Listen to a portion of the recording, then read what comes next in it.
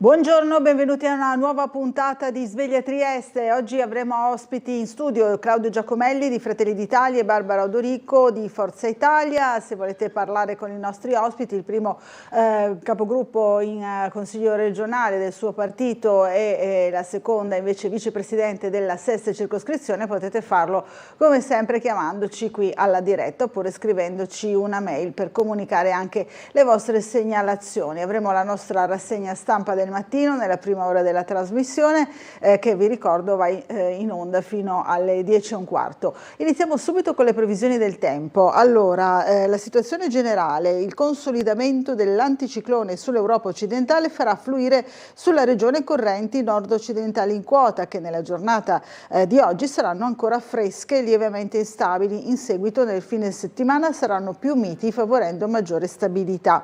Vediamo oggi, giovedì 11 giugno, di notte possibili piogge residue anche temporalesche con vento moderato da nord in quota in pianura.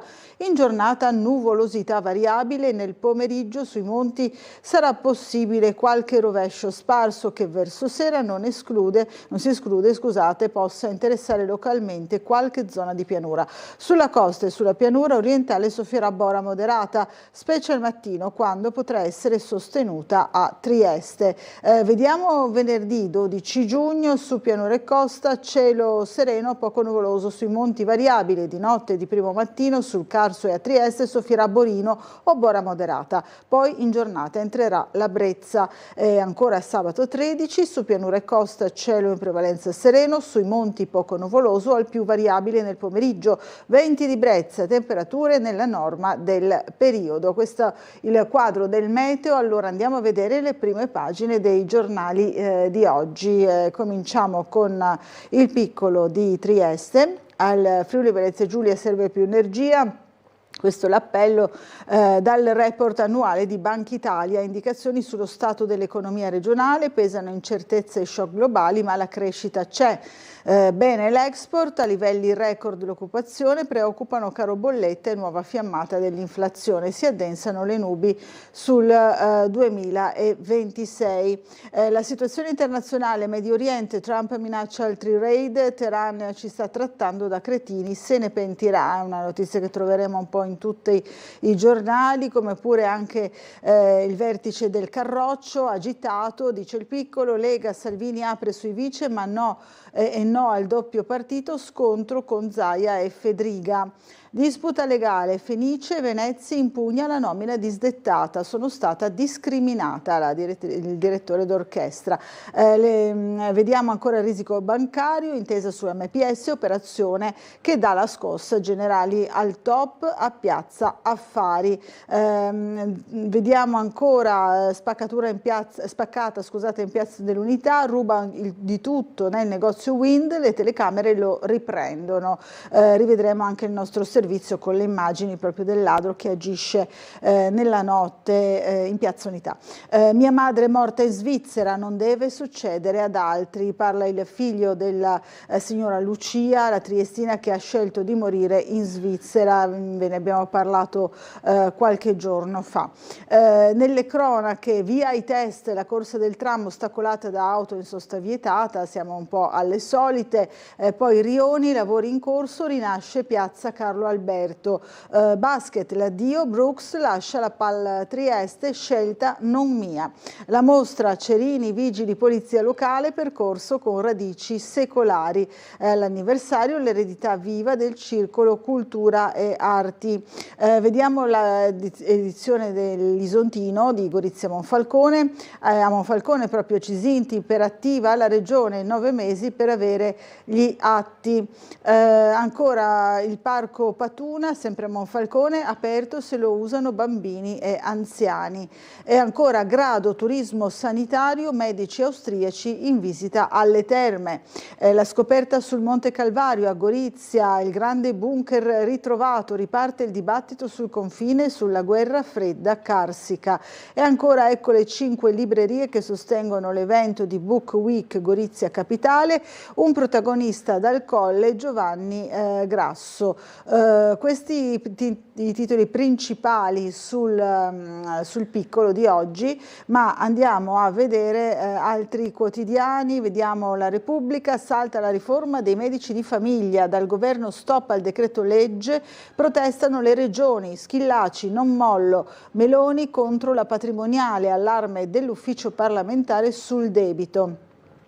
Liti nella Lega, perso il DNA, rabbia sugli alleati e il confronto all'interno del carroccio. Trump: colpiamo duro, l'Iran ci tratta da stupidi, ambasciatore russo accusa il Colle, falsità su di noi. Parte il mondiale delle contraddizioni, stasera Messico, Sudafrica. Ancora Ponte sullo Stretto, corruzione tentata con altri giudici e omicidio di Pierina, da Silva assolto, giustizia è fatta la sentenza.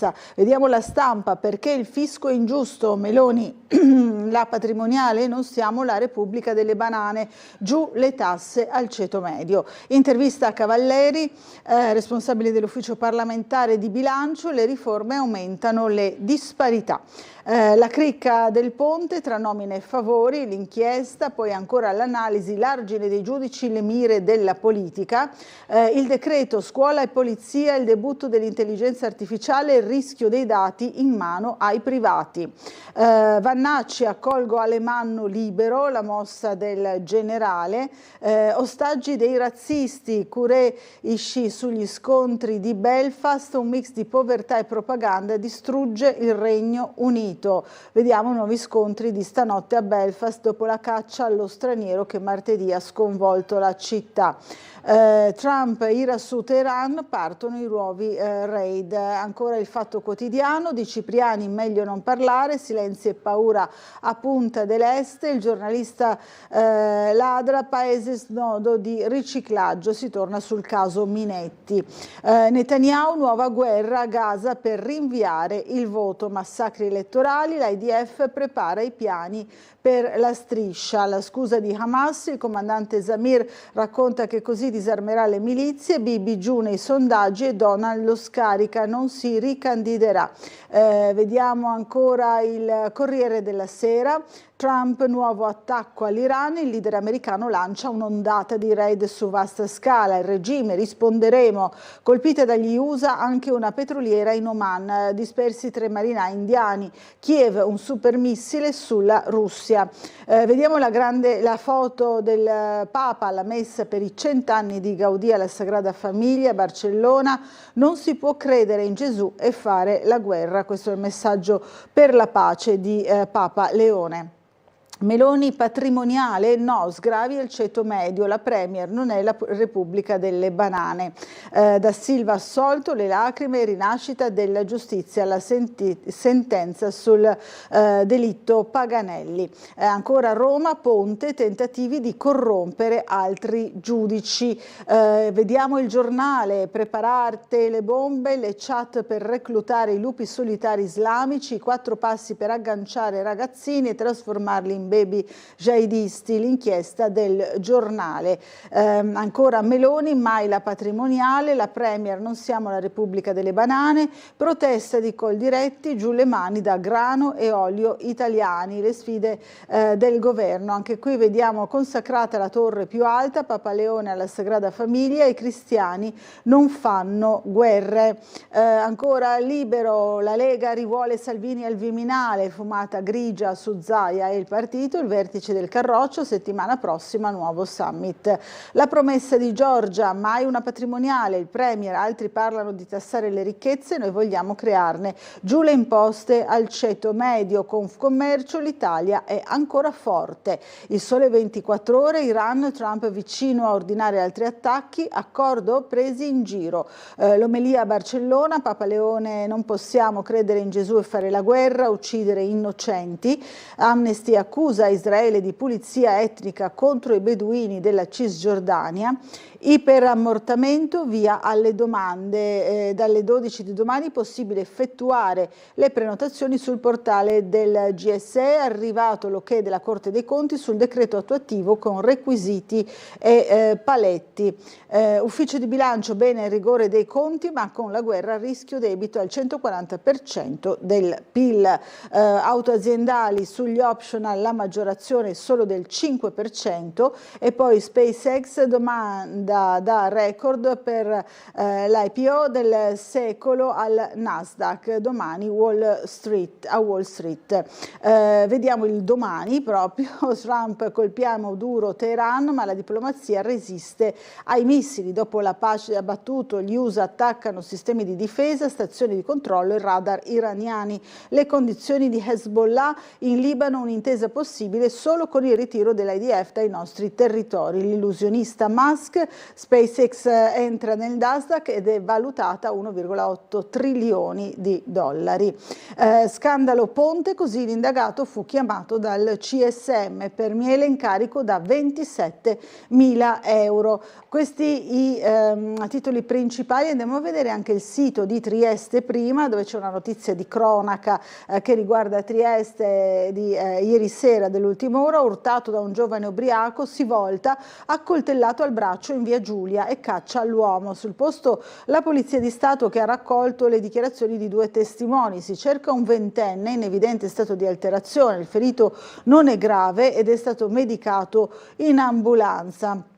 È successo intorno alle 20, quando si è voltato questo giovane da un uomo in visibile stato di alterazione, si è voltato per recriminarlo, l'altro ha tirato fuori di tasca un coltello, ci è voluto un attimo perché fosse raggiunto da un colpo al braccio. Sul posto la Polizia di Stato, appunto, che ha raccolto le dichiarazioni di 2 testimoni, caccia aperta al responsabile sulla ventina d'anni, che si è dato immediatamente alla fuga. Il ferito, fortunatamente non grave, è stato medicato da un'ambulanza del 118. Torniamo sul piccolo, andiamo a vedere le notizie principali. Allora c'è questo report dei Banca Italia e della Banca d'Italia, economia 2025 ok, per quanto riguarda il Friuli Venezia Giulia, il traino di export e spesa pubblica. Il report di Banca d'Italia, PIL ancora in aumento, ok la manifattura, saliti in misura modesta i consumi delle famiglie, ma sull'anno in corso possono pesare gli effetti del conflitto in Medio Oriente, che è naturalmente preoccupante. Allora, rivediamo insieme il nostro servizio.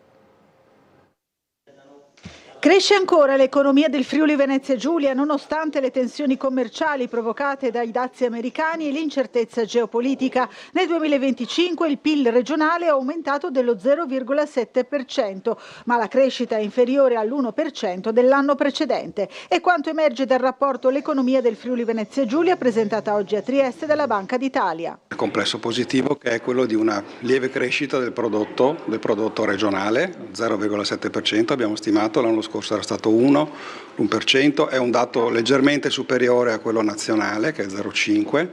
L'altro aspetto positivo è la ripresa del settore manifatturiero, che invece nei 2 anni precedenti era stato connotato da un calo del valore aggiunto e un calo anche dell'export. Quindi abbiamo anche una ripresa, una crescita delle esportazioni dell'1,9% in termini reali, al netto della cantieristica, che noi tendiamo a escludere perché ha delle fluttuazioni, cicli produttivi pluriennali che rendono un po' più complicata l'analisi. Banca Italia fotografa un'attività economica sostenuta soprattutto dalla domanda estera e dalla spesa pubblica, in particolare quella destinata agli investimenti, più 27,2%. Anche i redditi e i consumi delle famiglie sono cresciuti, sebbene in misura modesta, più 0,8%. Positiva la dinamica delle costruzioni, vola il mercato immobiliare residenziale con transazioni cresciute del 5,7% e i prezzi degli immobili saliti del 4,6%. La movimentazione di merci dei porti di Trieste e Monfalcone è cresciuta dell'1,8%. Mercato del lavoro che tiene su livelli sostanzialmente di disoccupazione frizionale. Nel settore dei servizi la crescita è un po' più eterogenea, il turismo è andato direi molto bene. Allora, questa è l'analisi appunto di Banca d'Italia e ora ci colleghiamo invece con la sala operativa della Polizia Locale per vedere qual è la situazione oggi del traffico in città, anche alla luce ieri, e poi lo vedremo sul giornale, del via ai test per le patenti degli autisti del tram. Lo chiediamo subito all'agente scelto Fabrizio Morello, buongiorno. Buongiorno, studio a tutti i telespettatori. Una serata passata abbastanza tranquilla, nessun intervento di rilievo fortunatamente. Per quanto riguarda il traffico, quello che vediamo dalle telecamere cittadine al momento è molto scarso, quindi nessun tipo di problema. Sì, mi riallaccio alle prove del tram, perché sono previste appunto ieri e oggi le prove del tram, quindi che percorreranno la via Martire Libertà fino al capolinea in piazza Dalmazia. Quindi facciamo presente che non bisogna sostare sugli binari, come spesso succede sfortunatamente. Le nostre pattuglie saranno già presenti dalle 8 sul posto appunto per aiutare la viabilità. Fin dalle Sono 8. proseguiti. Andranno avanti tutta la 8. giornata o in quali orari? Ci sono delle fasce orarie particolari?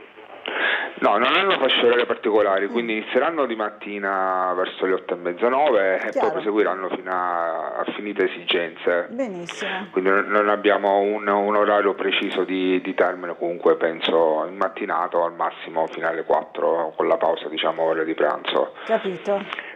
Sono continuati i lavori di asfaltatura in strada del Friuli, salita di Cretta, Cisternone, questi in orario notturno. Poi una volta finiti questi inizieranno quelli in via Svevo, Baiamonti e Doda, sempre in orario notturno. Si ricorda che sono presenti divieti di sosta e fermata per permettere appunto i lavori, quindi prestare attenzione in quelle zone. Sempre per asfaltature, oggi si terranno dalle 8:30 alle 17 in via Tigor, terza armata, Ciamcian, sempre con i divieti. Vi ricordo la chiusura della Galleria del Carso in direzione Trieste, con uscita obbligatoria a Padricciano, lavori che termineranno il 2 luglio, ma con aperture nei fine settimana appunto per permettere la viabilità e non la congestione. Si ricorda che è tornata normale la viabilità su Colle di Scorcola, perché sono conclusi i lavori in via di Romagna Civico 42, continueranno dei lavori però in un'altra zona, dove prevedono la chiusura di via di Romagna nel tratto tra Artemidoro e via Strabone, che questa però fortunatamente non inficeranno sulla viabilità delle altre vie. Vi ricordo che domani è la giornata della liberazione della città di Trieste dall'occupazione jugoslava e si terrà l'alzabandiera solenne e la manna bandiera solenne. L'alzabandiera sarà alle 10 del mattino in Piazza Unità, dove è una chiusura parziale delle rive appunto per permettere questo di qualche minuto, quindi non ci dovrebbero essere particolari problemi, anche questo alle 18 quando ci sarà la manna bandiera. Volevo ricordarvi infine che da oggi fino a 14 si terrà la mostra sulla storia della Polizia Locale di Trieste, allestita ed organizzata dal nostro Circolo Tommasi e dal Centro Studi Talenta, nella Sala Veruda del Palazzo Costanzi in Piazza Piccola numero 2, che espone cimeli, uniformi, foto e storia dei vigili urbani di Trieste.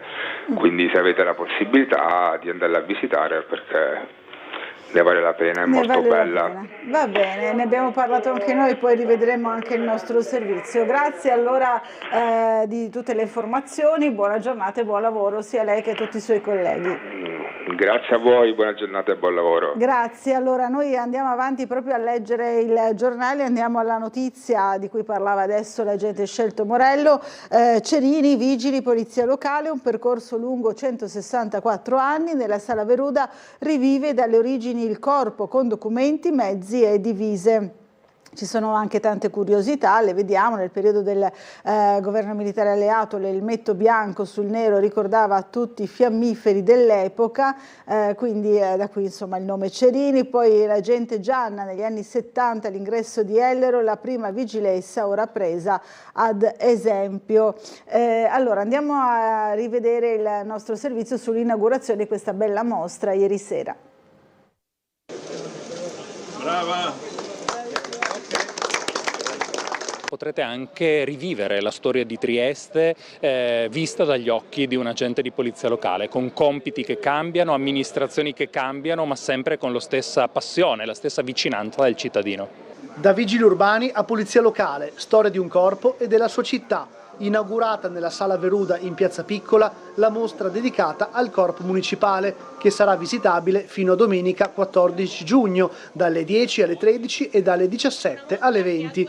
Un'occasione per conoscere la storia della Polizia Locale e le evoluzioni negli anni, in esposizione distintivi, divise, mezzi di trasporto, fotografie e molto altro. È una mostra che rientra in una linea contributiva che la Regione ha voluto stanziare per ricordare, per riaffermare tutti quelli che sono i principi e i valori che forze armate, associazioni delle forze dell'ordine e delle polizie locali, oltre che dei vigili del fuoco, possono trasmettere alla cittadinanza. Quindi qui oggi potrete riscoprire il valore della presenza della polizia locale nel corso degli anni nel territorio di Trieste, del Friuli Venezia Giulia. Una mostra che ha due valenze fondamentali e parallele. Da una parte una valenza culturale, perché racconta l'evoluzione del corpo di polizia locale nel tempo, ma anche il suo legame strettissimo con i cambiamenti della nostra città. E poi una valenza civica, perché una mostra come questa aiuta la cittadinanza a conoscere meglio la polizia locale e ad apprezzarne il valore, a capire cosa significa servizio pubblico, cosa significa anche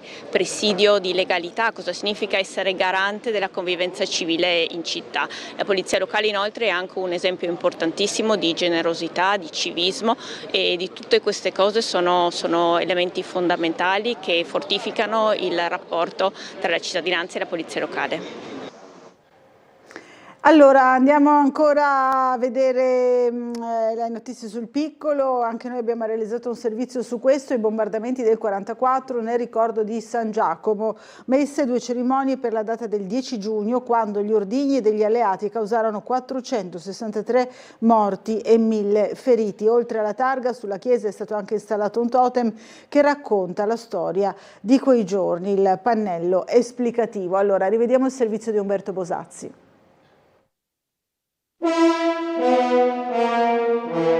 Circa 450 morti, oltre 1000 feriti, un centinaio di edifici distrutti, 300 gravemente danneggiati, migliaia di persone rimaste senza casa.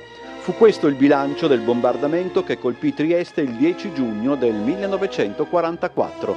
Alle 9:15 del mattino una formazione di bombardieri statunitensi della 15ª Air Force arrivò dal mare e colpì la città. Obiettivo principale, le infrastrutture strategiche utilizzate dai tedeschi, la risiera, il porto, gli impianti ferroviari e alcune aree industriali. Molte bombe però caddero appunto sul tessuto urbano. San Giacomo e l'area della chiesa di Santa Maria delle Grazie in via Rossetti furono quelle più colpite. Fino a quel giorno molti triestini pensavano, illudendosi non poco, che la città sarebbe rimasta al riparo dalla guerra aerea. Da quel sabato, che fra l'altro colse molte persone in strada o impegnate nelle attività quotidiane, non solo quell'illusione venne spazzata via. Iniziò una lunga stagione di incursioni che si sarebbe conclusa soltanto con la fine della guerra.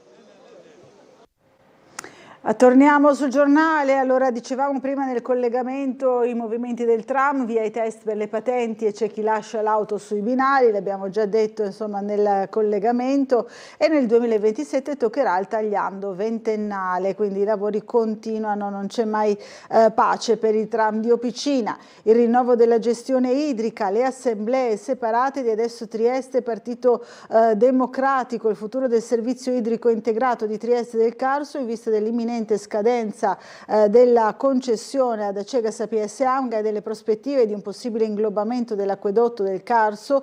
Ieri è stato al centro di 2 diversi appuntamenti. Noi abbiamo seguito il primo, quello di Adesso Trieste. Allora rivediamo insieme il servizio di Umberto Bosazzi.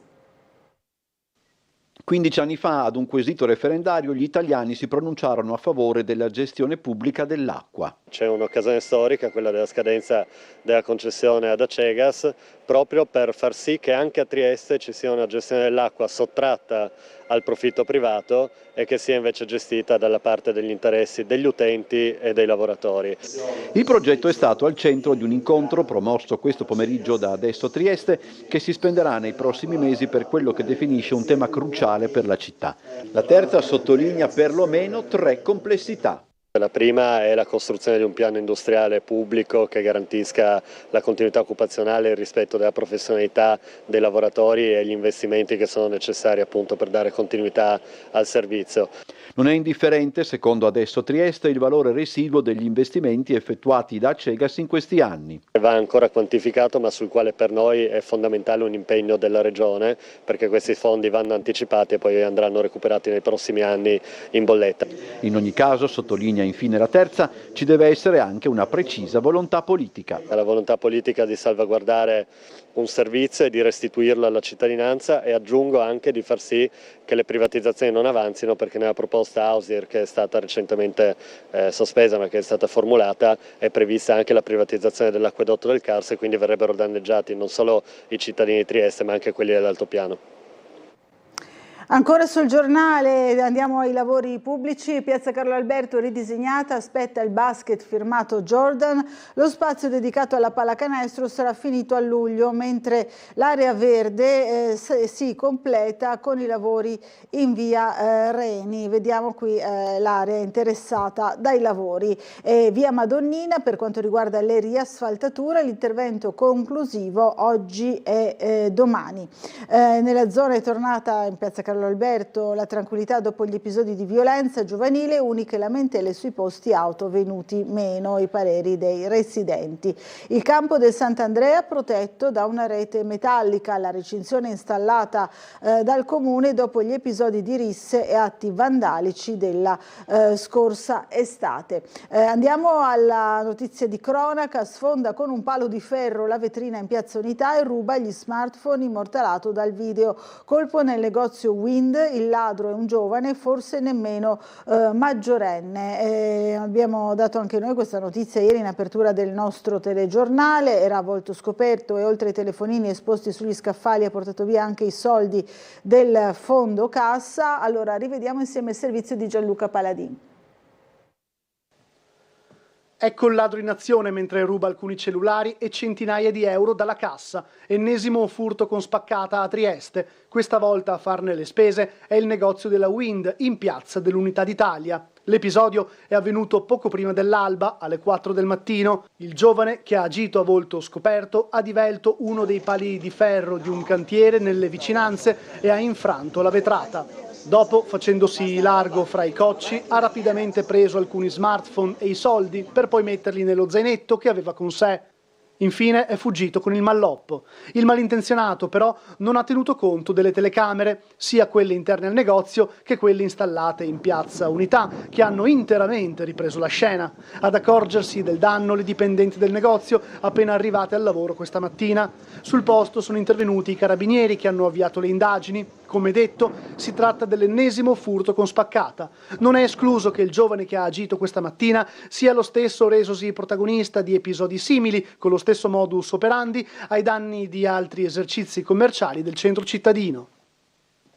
Ancora altre notizie di cronaca, rissa, schiamazzi e musica, a Barcola arriva la polizia, gli schiamazzi e la musica alta fino a tardi, le chiamate allarmate dei residenti al 112, una rissa, l'arrivo dell'ambulanza, l'intervento delle volanti della questura e le identificazioni degli agenti. Serata piuttosto movimentata quella di mercoledì a Barcola, il lungomare, in particolare la Pineta, fatto da ritrovo per decine di giovani delle scuole superiori. Erano lì come da tradizione per festeggiare la conclusione dell'anno scolastico tra pizze, bevute, brindisi, tuffi e partite di pallone. Fin qua nulla di problematico, ma qualcuno, come spesso accade, a un certo punto tra una birra e un superalcolico di troppo deve aver alzato eccessivamente il gomito, e quindi non sono mancate le liti. Una attorno alle 23:30 è sfociata addirittura in rissa. C'è anche la cronaca giudiziaria. Battaglia si difende in aula, il triestino Alessio Battaglia, una disgrazia, ho reagito, un patto verbale chiaro per scongiurare derive ambigue, vengo a vivere da te ma non mi fai avance, inizia da questo accordo la verità di Alessio Battaglia, 41 anni, triestino, finito davanti alla Corte d'Assise di Padova per l'omicidio di Franco Bernardo Bergamin, 80enne pensionato, trovato senza vita il 7 marzo del 2025, sigillato in un sacco dell'immondizia nell'armadio della sua casa di Limena in aula l'interrogatorio dell'imputato difeso dall'avvocata Anna Maria Beltrame, tenta di offrire al PM Marco Brusegan una chiave di lettura alternativa, una disgrazia come risultato di una reazione a una gelosia ossessiva e continue molestie, una tesi che si scontra con le conclusioni dei medici legali. Allora ci dobbiamo fermare per una piccola pausa pubblicitaria, ci rivediamo subito dopo per altre notizie e altri nostri servizi. A fra poco.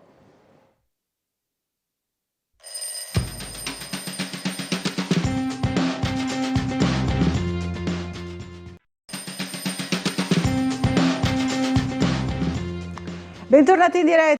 Allora torniamo alla rassegna stampa, andiamo ancora sul piccolo, le cronache di Trieste, poi vedremo anche quelle regionali.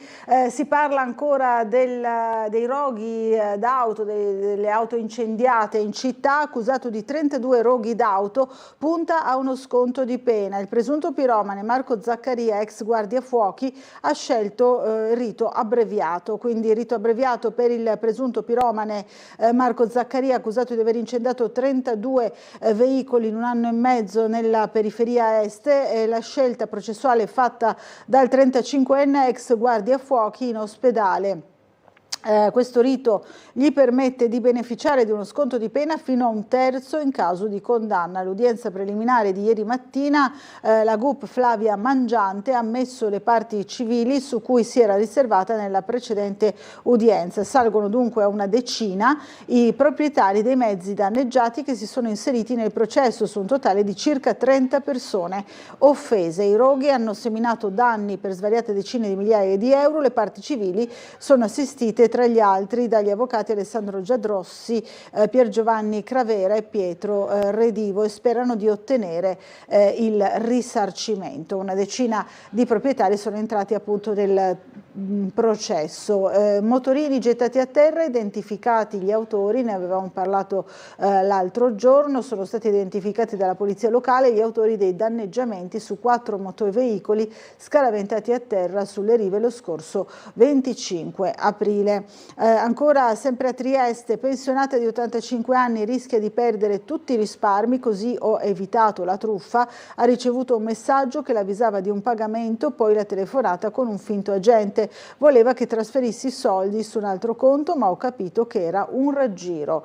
Rubava nella palestra, scatta l'obbligo di firma per il ladro insospettabile, un insospettabile libero professionista triestino, padre di famiglia incensurato, è il profilo dell'uomo arrestato lunedì in flagranza mentre rubava dagli armadietti della palestra Webfit di Scalo Legnami. Per il 54enne ST, le sue iniziali, è scattato l'obbligo di firma, è accusato di furto aggravato.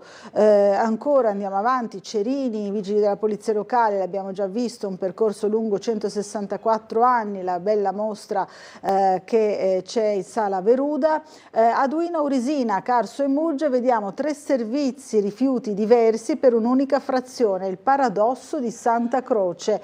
Nel Borgo Carsico le modalità della raccolta cambiano a seconda della giurisdizione comunale e del gestore. Sotto Trieste la disciplina è quella di Acegas, APS e Amga, ma c'è anche un pezzo insomma di comune di Duino Urisina e di Sgonico che divergono come metodi appunto di raccolta dei rifiuti per le regole per il secco, cassonetti liberi oppure porta a porta.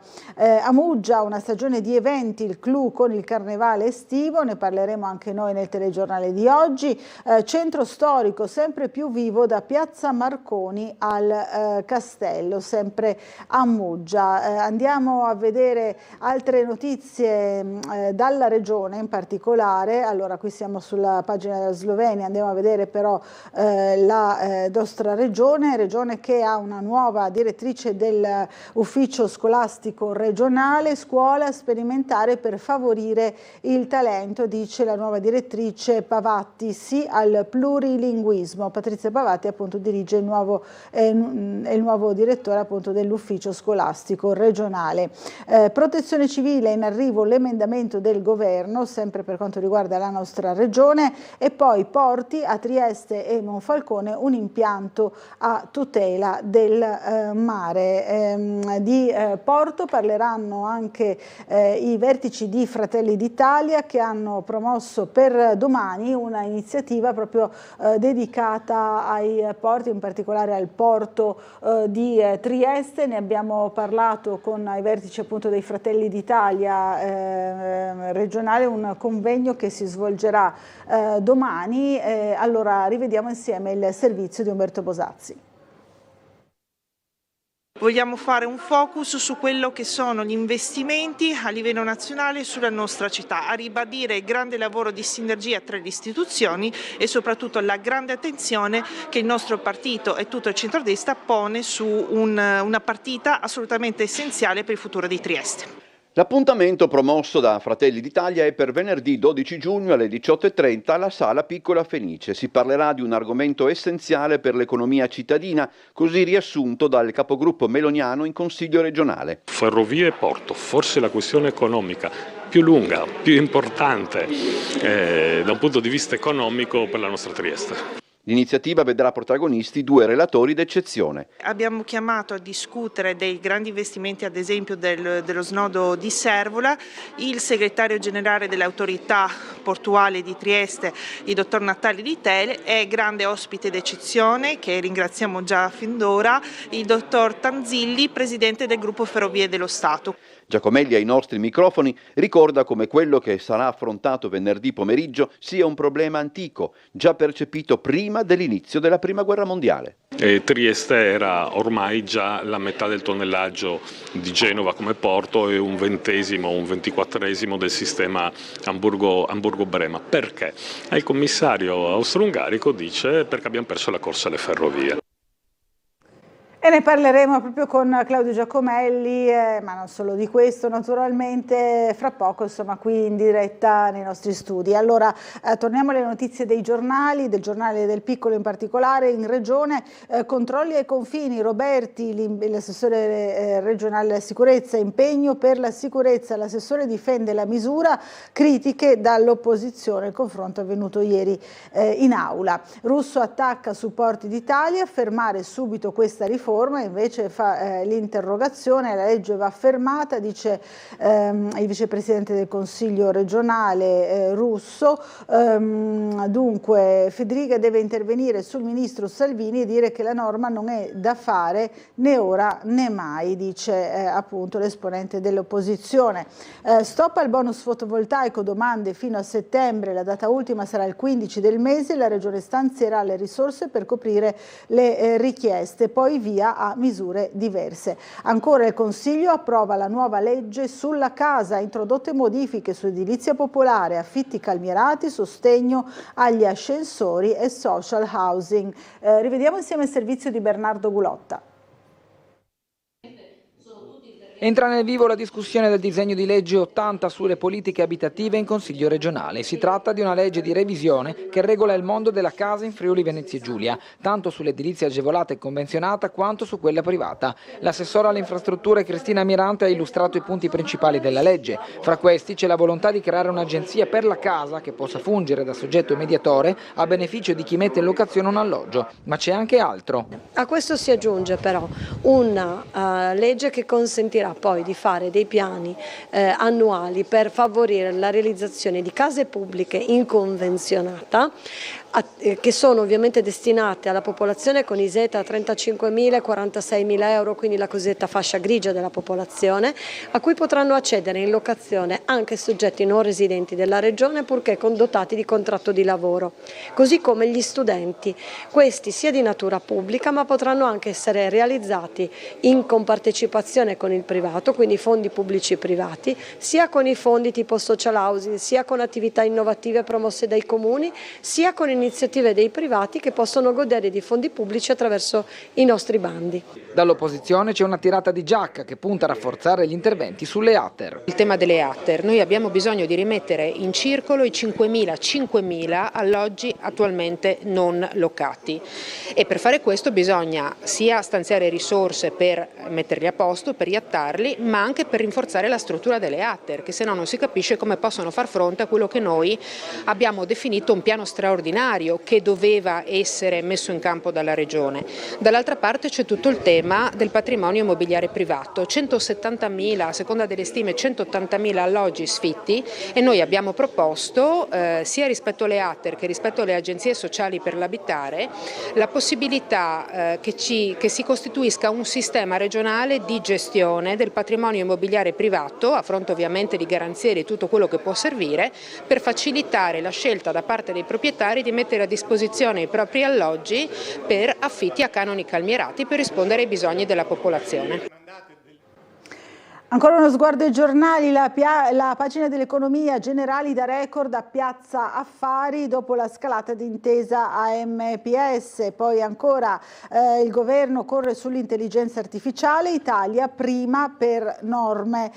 Gorizia, maxi bunker, gli esperti chiedono nuove analisi sulla difesa NATO locale, lo storico Clabian, la Jugoslavia armata fino ai denti, immagine fuorviante, l'anticipazione, l'assessore Artico dice a breve un progetto sulla guerra fredda. Qui vediamo il manufatto ritrovato, una parte dell'interno del maxi bunker scoperto dal ventenne goriziano Paolo Visintin, appassionato di storia sul Monte Calvario. Le librerie pronte per la Book Week, in partenza domani, grande iniziativa. Coinvolte Ubic, Faidutti, Voltapagina, Mondadori, Cattolica.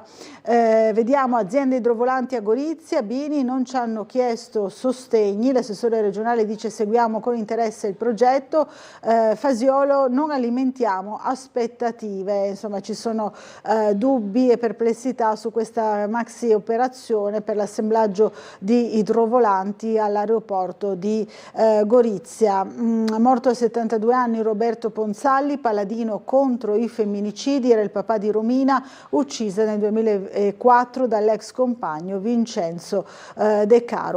Ancora andiamo avanti, Monfalcone, aperture mirate per il parco Patuna a centri estivi e anziani, dice il sindaco Fasan che ha dettato la strategia del comune alternativa a una chiusura totale. Oltre a 2 eventi di Monfalcone estate potrebbe diventare area verde per la casa di riposo e le associazioni.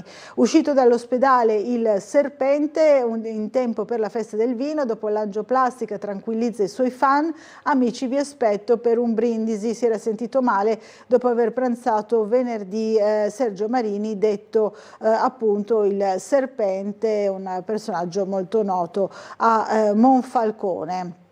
Poca collaborazione sulle deleghe di Cisint, l'assessore regionale Roberti, dal comune risposte faticose. Ancora vediamo Fasan, il sindaco, sulla scuola Giacic, intervenuti immediatamente sul problema dell'AFA, ne avevamo parlato l'altro giorno. Passiamo alla pagina della cultura degli spettacoli. Grasso, il potere è una pericolosa tentazione umana, il consulente per la comunicazione del Colle, domenica Book Week Gorizia capitale, e poi la stagione dello stabile sloveno nel segno degli alberi della vita. Ne abbiamo parlato anche noi ieri con un servizio di presentazione proprio della nuova stagione 2026-27. Vediamo.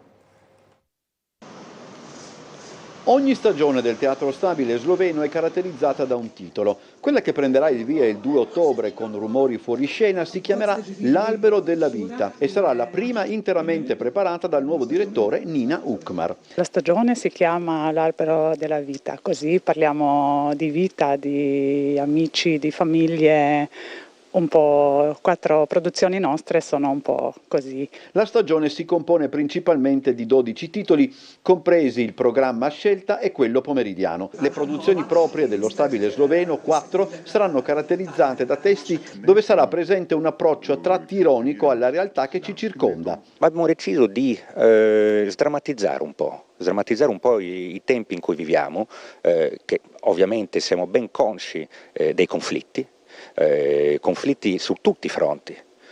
Polarizzazione nella politica, non solo da noi ma un po' ovunque, guerre e così via. Fra i titoli che compongono i vari cartelloni segnaliamo Vene, diretto da Igor Pison, il riadattamento al femminile di Lend Me a Tenor, Art di Yasmin Reza e Coppia aperta quasi spalancata di Dario Fo e Franca Rame. Come sempre, tutti gli spettacoli saranno proposti con i sopratitoli in italiano. Lo stabile sloveno anche per questa stagione ha deciso di mantenere inalterati i prezzi degli abbonamenti. Particolare riguardo è rivolto alle famiglie. Malgrado il budget sia rimasto lo stesso, il teatro deve continuare a essere accessibile a tutti, specialmente alle famiglie, e quindi ci siamo molto focalizzati anche sul nuovo abbonamento per le famiglie, che avrà molti più spettacoli e molto più ricercati rispetto all'anno scorso. Questa stagione infine amplierà di molto il ruolo stesso del teatro, che ospiterà una serie di iniziative al di fuori del cartellone destinate appunto a dare nuova vita all'edificio di Via Petronio. Torniamo sul giornale, andiamo all'attualità. Abbiamo visto un po' su tutti i giornali questo intervento del Premier Meloni: no alla patrimoniale, ridurre le tasse al ceto medio. All'assemblea di Confcommercio la Premier replica all'apertura di Schlein, ribadita la battaglia contro il fenomeno odioso delle attività apri e chiudi. Tra gli obiettivi anche allargare la platea dei beneficiari del taglio dell'IRPEF. Tajani difende il ponte, l'opera deve andare avanti, dice. Sangalli ottimista, segnali confortanti, il messaggio appunto da Confcommercio. Il conto salato della guerra sulle tasche degli italiani e l'analisi che troviamo oggi sul Piccolo. Passiamo alla politica. Salvini sì ai vice ma non del nord, Zaia e Fedriga verso il rifiuto. 3 ore di tensione ieri al Consiglio federale della Lega. A Roma il vice premier affossa la richiesta di un partito sdoppiato, tra una settimana la risposta dei governatori. Qui vediamo Luca Zaia e ci sono anche Attilio Fontana e Massimiliano Fedriga.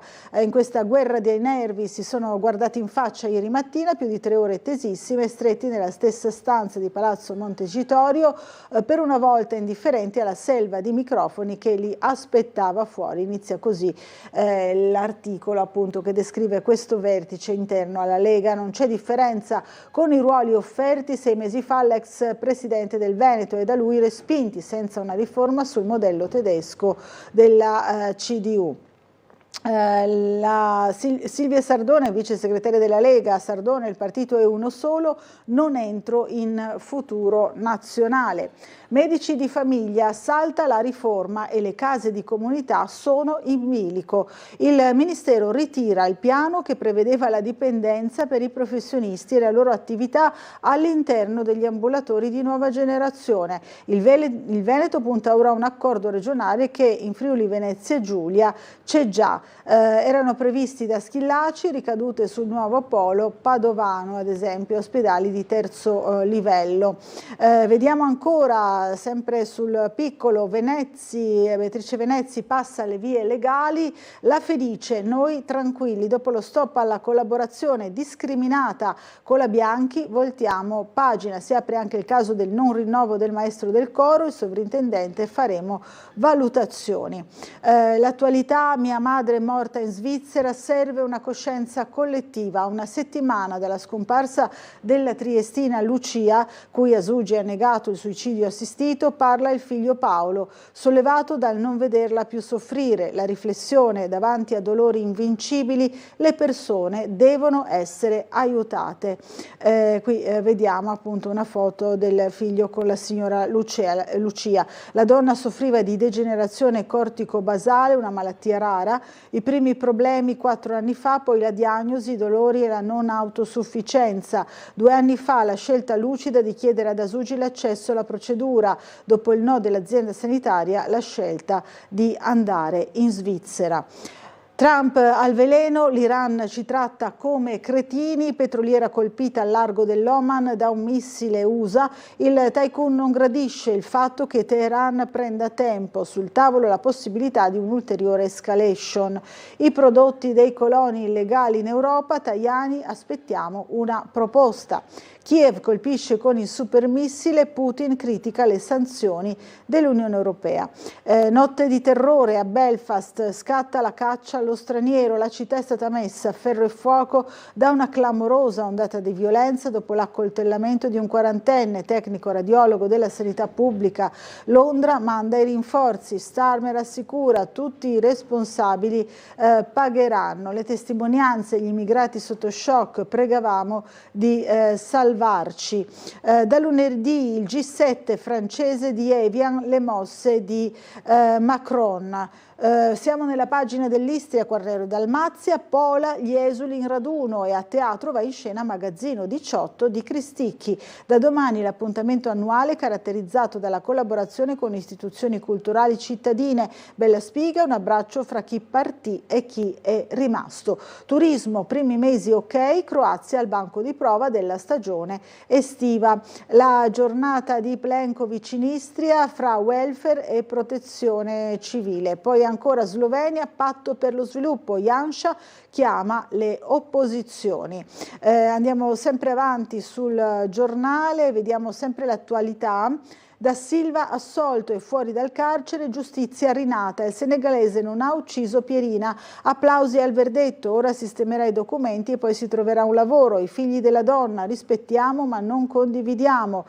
Luis da Silva l'ha definita la rinascita della giustizia, la sentenza con la quale la Corte d'Assise di Rimini l'ha assolto per l'omicidio di Pierina Paganelli, avvenuto il 3 ottobre 23 nel garage di via del Ciclamino. Difeso dagli avvocati Fabri Guidi, quando ha capito che sarebbe stato subito scarcerato, ha guardato il cielo con le lacrime agli occhi, poi ha abbracciato l'avvocato Guidi mentre l'aula Falcone Borsellino si scioglieva in un applauso. Un abbraccio fotografato dai reporter diventato una fotosimbolo di una battaglia giudiziaria iniziata il 16 luglio 24 con l'arresto del 35enne senegalese vicino di casa della vittima. La Corte d'Assise, visti gli atti del procedimento, assolve dunque Luis da Silva per non aver commesso il fatto. Questo è il finale appunto della vicenda. Il dramma del Mottarone, chiesti 15 milioni di euro, è stato recapitato l'atto di costituzione in mora per i 3 imputati nell'incidente, in 14 persero la vita. Bill Gates sotto torchio e i suoi rimorsi su Epstein. Il miliardario ammette: non avrei dovuto incontrarlo. Il pedofilo sapeva delle sue amanti ma nega le molestie.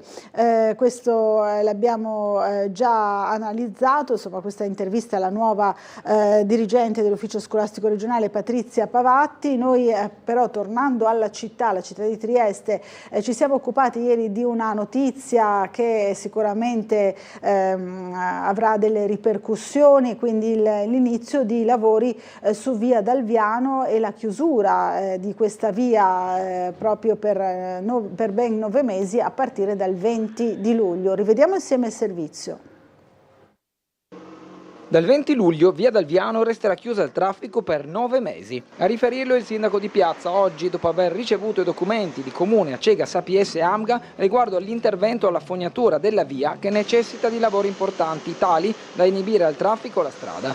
Un cantiere che andrà in profondità e che non può coesistere con la corretta viabilità. Nei mesi scorsi lo stesso tratto era stato chiuso per motivi analoghi. È probabile che l'intervento, che partirà tra poco più di un mese, andrà a sanare definitivamente le problematiche emerse in passato. Avremo via Dalviano, poi avremo via Commerciale che sarà chiusa la parte sotto con l'apertura di via San Sebastiano e dopo naturalmente Officina, tutto un discorso di fognature e di allacciamenti. Allora parliamo invece però solo di via Dalviano. 9 mesi di chiusura, il cantiere è a 13 metri sottoterra, per cui dovremo costruire ovviamente delle pareti enormi, però calcolate che metà delle fognature che arrivano al depuratore passano attraverso questa condotta, per cui è una cosa drammatica, però ha avuto un cedimento perché sotto c'era un buco, qualcosa di simile, per cui 9 mesi di lavoro. Cari concittadini, portate un po' di pazienza perché sarà chiusa via Dalviano da una parte e dall'altra. Sempre oggi il sindaco ha anche annunciato l'imminente modifica alla viabilità in via Commerciale Bassa. Per consentire alcuni lavori il comune toglierà le colonnine che chiudono via Sant'Anastasio all'incrocio con la Commerciale per consentire la svolta, dando quindi una soluzione di percorribilità con la parte bassa, quella per intenderci a ridosso di Piazza Casali, che sarà oggetto di interventi ai sottoservizi. Ancora sul giornale vediamo ancora la pagina della cultura e spettacoli. Il Giardino del Cinema inaugura la rassegna con le città di Pianura, ha presentato il calendario delle serate estive al Muzio De Tomasini al Giardino Pubblico, in programma classici, film italiani ed europei. C'è un ricco programma che trovate oggi anche sul Piccolo. Andiamo a vedere lo sport. Unione, il board dà l'ok al progetto per giocare in Serie D. Nonostante l'inchiesta giudiziaria, gli investitori hanno ufficializzato l'impegno verso la Triestina Calcio con l'investimento di 2 milioni. A breve l'ufficializzazione di Dellicarri nel ruolo di DS Alabardato. Dopo i fatti della scorsa settimana, la perquisizione della Guardia di Finanza, il polverone giudiziario, un'indagine che comunque prosegue da mesi nell'ambiente alabardato, c'era il timore di un certo raffreddamento da parte degli investitori, perché in effetti il contesto non è esattamente dei migliori dove progettare un rilancio della Triestina, nonostante sia stato appurato che essere sotto indagine sono solamente i broker ai quali incautamente la società si era affidata per la fideiussione riguardante il debito col comune per lo stadio. Inevitabilmente i tifosi temevano per la reazione di Margiotta e degli altri investitori. Invece ieri sono arrivate rassicurazioni precise. Il progetto Triestina continua. Un incontro diretto e personale di Beppe Daniello con il board svoltosi fuori Trieste è stato risolutivo sotto questo aspetto. Gli investitori hanno infatti confermato il loro apporto e strutturato l'apporto dei capitali che serviranno a pagare i debiti necessari all'iscrizione in Serie D.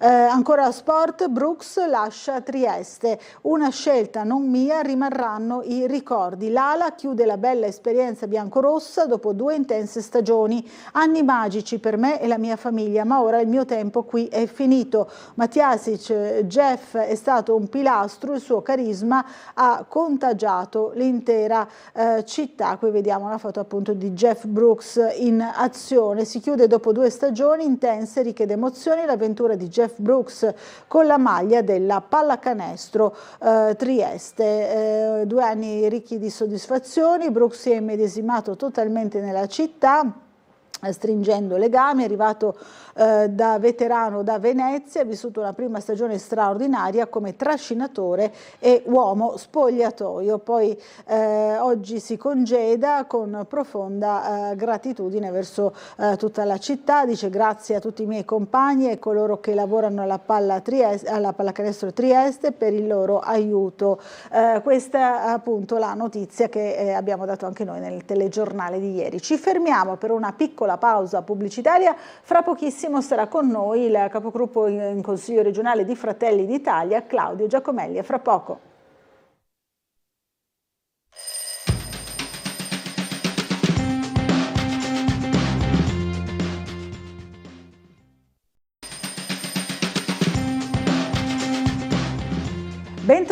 Bentornati in diretta. Allora diamo subito il buongiorno a Claudio Giacomelli, capogruppo di Fratelli d'Italia in Consiglio regionale. Buongiorno, ben arrivato. Buongiorno, grazie dell'invito, buongiorno a tutti i telespettatori. Allora, così fuori onda stavamo ricordando questa iniziativa che avete organizzato per domani per parlare di portualità, no? Con quale approccio, diciamo così, che cosa direte, insomma, qual è il senso di questo intervento? Allora, sarà un convegno che faremo alla Sala Piccola Fenice domani alle 18:30 e sarà un focus su una questione che è all'ordine del giorno a Trieste da più di 150 anni, ossia ferrovie e porto. Avremo a parlare per il porto di Trieste il segretario dell'autorità portuale Natale Dittel e poi portiamo a Trieste, credo che sia la prima volta che viene in un convegno pubblico, il presidente Tanzilli, che è il presidente della holding di Ferrovie dello Stato italiane. quindi diciamo un'occasione davvero eccezionale, un tema, forse il tema in ambito economico della nostra città, perché la questione del collegamento delle ferrovie con il porto di Trieste, dicevo, è la questione centrale. Noi spesso parliamo di lavori, abbiamo visto tutta la parte PNRR, la parte PNC, che grazie al governo Meloni si è sbloccata dopo un serio rischio di perdere i fondi, grazie anche alle nuove leadership che ci sono nell'autorità portuale. Ecco. Però tutto questo, parlare di traffici, parlare di AIMEC o IMEC, come lo si voglia definire, certo. Ecco, il problema del porto di Trieste è sempre stato quello non di far arrivare le merci, ma di renderlo attrattivo da un punto di vista delle ripartenze. Bisogna dire che negli ultimi 10 anni moltissimo è stato fatto. Noi faremo un focus in particolare con quindi questi due ospiti eccezionali, perché anche il segretario di TEL è la sua, credo, prima uscita pubblica per la generalità del pubblico, focus su Servola, sulle progettazioni, su cosa può fare Ferrovie dello Stato per il porto di Trieste. Dicevo 150 anni, lo ricordavo proprio l'altro giorno, discutendo su come fare questa manifestazione, una manifestazione tecnica, però ripeto è una questione centrale per la nostra città, per i traffici, per l'economia. Ricordavo che proprio già ancora alla fine dell'impero austro-ungarico c'erano il commissario imperiale dell'impero austro-ungarico a Trieste che diceva che il calo relativo dei traffici nel porto di Trieste il motivo era proprio che non era servito bene dalle ferrovie, quindi fino alla metà dell'Ottocento il porto di Trieste, che oggettivamente ha dei risultati straordinari, poi le ferrovie germaniche, chiamiamole, tecnicamente all'avanguardia, diffuse ovunque, lanciano questa grande operazione di ferrovie logistiche in Europa, e il porto di Trieste si ritrova al palo, dando che nel 1913, che è l'ultimo anno di pace dell'impero austro-ungarico, Trieste è già alla metà del tonnellaggio che passa rispetto a Genova, o quasi un ottavo rispetto ad Amburgo, ed è incredibile che 150 anni dopo poi Trieste è fatta come è fatta, circondata dalle montagne. Devo dire che è stato fatto molto già col presidente Zeno D'Agostino, poi seguendo, insomma, non da poco. Assolutamente, no? assolutamente, quindi questa diciamo è la sfida del futuro, quindi è un'occasione molto molto importante. Avremo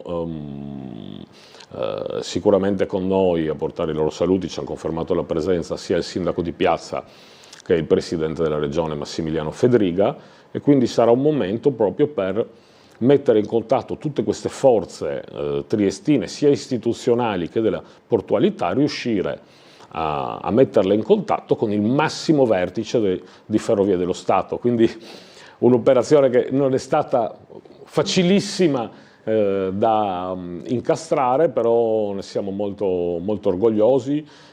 Confidiamo che ne venga fuori qualcosa di veramente, veramente interessante, e anche di creare quei contatti giusti Roma-Trieste che alla fine servono moltissimo. Servono sicuramente. Allora, oggi guardando anche le pagine del giornale si torna a parlare comunque di porto, con l'interrogazione invece del consigliere del Partito Democratico Russo, che dice la legge sui porti d'Italia, no? Sul nuovo soggetto, insomma, Porti d'Italia va fermata.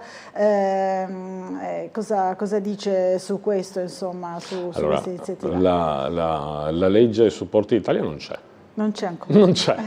Quindi va bene mettere le mani avanti, il Consiglio regionale si è già espresso, c'è una legge che in questo momento, no? Assolutamente unanimemente, da centrodestra a centrosinistra, Fratelli d'Italia, Forza Italia, PD, abbiamo votato tutti insieme che cosa? Quindi c'è una legge allo studio, ne escono sempre indiscrezioni, calcoli, cose che poi possono anche lasciare il tempo che trovano. La base di questa legge, che è allo studio a Roma, è quello di costituire di fatto un'autorità di forte coordinamento nazionale per ciò che riguarda i porti. Devo dire che in linea di principio, poi bisogna andare a vedere i dettagli, questo non ci vede contrari, nel senso che il fatto che il nostro Paese abbia un luogo in cui i porti si mettono d'accordo per una proiezione mediterranea dell'insieme dei porti del paese è fondamentale per l'Italia, anche perché bisogna dire che storicamente in questo paese una certa tendenza tra i porti italiani a farsi magari guerra tra loro c'è stata, c'è. Certo. Quello che ha fatto il Consiglio regionale, e lo ha fatto unanimemente, assolutamente, io ero tra l'altro uno dei firmatari, è segnalare delle peculiarità del porto di Trieste che vanno tutelate da che punto di vista? Da un punto di vista di tenere determinate scelte gestionali all'interno dell'area regionale, quindi Porto di Trieste e tutta quella rete di interporti, ovviamente Porto di Monfalcone, e tutta quella rete di interporti che sta alle spalle, per cui noi lo chiamiamo Porto di Trieste, in realtà è il porto del Friuli Venezia Giulia e del paese, perché è un porto centrale. Ci sono alcune peculiarità del Porto di Trieste che in altri porti non ci sono. Innanzitutto il fatto che da un punto di vista commerciale i nostri traffici rispetto a qualsiasi altro porto d'Italia sono tutti proiettati verso l'estero, tutti, in grandissima parte. In gran parte. Poi un'altra caratteristica è quella peculiare solo di Trieste, che riguarda il regime di Punto Franco, e poi naturalmente anche una certa potenziale concorrenza, che a volte è concorrenza dura, a volte potrebbe tradursi anche in collaborazione, che è quella di essere molto vicino a porti esteri. Penso a Capodistria, ma penso anche a una grande risalita che c'è in questo momento e che non vedevamo da mezzo secolo del porto di Fiume. Quindi parlerete, tornando invece all'incontro di domani 18:30 in Sala Piccola Fenice, di porto e ferrovia, e ricordiamo che l'appuntamento è aperto al pubblico, alla cittadinanza. Assolutamente, è assolutamente aperto al pubblico, quindi ci sarà questo botta risposta, questo dialogo, non sarà una cosa ingessata in cui uno esce e fa una grande discussione di un'ora, anche perché, ripeto, il tema è molto tecnico. Avremo l'avvocato Caterina Belletti che dialogherà contemporaneamente col segretario dell'autorità portuale di Trieste e con il presidente della holding di Ferrovie dello Stato. Più in alto non potevamo arrivare, quindi è la prima occasione di vedere pubblicamente, assolutamente aperto al pubblico, parlare il segretario Natale di TEL, è anche la prima occasione, speriamo non l'ultima, ma sicuramente la prima, non voglio abusare della parola storica, di sentire il presidente, il più alto vertice di Ferrovie dello Stato italiane. Ferrovie dello Stato. Allora, c'è una telefonata in arrivo. Pronto, buongiorno, chi è in linea con noi? Buongiorno Laura, volevo sapere qualcosa di più di Via Dalviano. Via Dalviano. Detto che è chiusa. Sarà chiusa, non ora, sarà chiusa dal 20 luglio per 9 mesi per questi importanti lavori riguardanti i sottoservizi e le fognature, no? Quindi ieri l'ha annunciato il sindaco Roberto Di Piazza e si prospetta insomma questa chiusura però a partire dal 20 luglio, fra circa un mese, poco più di un mese. Ma tutta la via? E quello vedremo insomma di dare le informazioni assolutamente dettagliate, no? Dall'incrocio all'incrocio non sarà completamente, però non sarà percorribile, quindi sarà una chiusura piuttosto pesante, immaginiamo, no? Però i lavori vanno fatti. Va bene, grazie. Vi sapremo informare sicuramente su proprio i dettagli. Grazie di aver telefonato. Allora, invece andando ai giornali, sempre nella stessa pagina regionale del Piccolo troviamo anche questo dibattito, questo scontro anche in aula sui controlli a confini, sull'utilità, no, dei controlli ai confini. L'assessore Roberti ha ribadito l'impegno per la sicurezza come insomma appoggio proprio a questa iniziativa. Ci sono state critiche forti dall'opposizione. Come interviene su questo tema? Beh, dunque Fratelli d'Italia è favorevole ai controlli ai confini, non per niente abbiamo Giorgia Meloni al governo, quindi quando accadono queste cose è impossibile che Fratelli d'Italia non sia coinvolto, anzi in questo caso abbiamo spinto, ovviamente in collaborazione con il ministro Piantedosi. Devo dire che, voglio ricordare, di fatto il primo anno al governo del Paese, il primo anno completo del governo Meloni è stato il 2023. Abbiamo, lo dico sempre, fin dal dicembre 22 era parlamentare da un mese la nostra Nicole Matteoni di Fratelli d'Italia a Trieste, era riuscita a riottenere la riattivazione delle riammissioni verso la Slovenia. Sappiamo che abbiamo avuto delle sentenze del Tribunale, della sezione immigrazione del Tribunale di Roma. Io dico sempre che dobbiamo tenerci stretti i tribunali del Friuli Venezia Giulia, per l'amor del cielo, perché la sezione immigrazione del Tribunale di Roma è quella che appunto subito dopo un mese che il nuovo governo aveva rimesso le riammissioni verso la Slovenia, arriva una sentenza che riammette a Trieste un cittadino pakistano e gli dà pure 18.000 euro di risarcimento del danno. Un'altra misura per l'appunto è i controlli ai confini.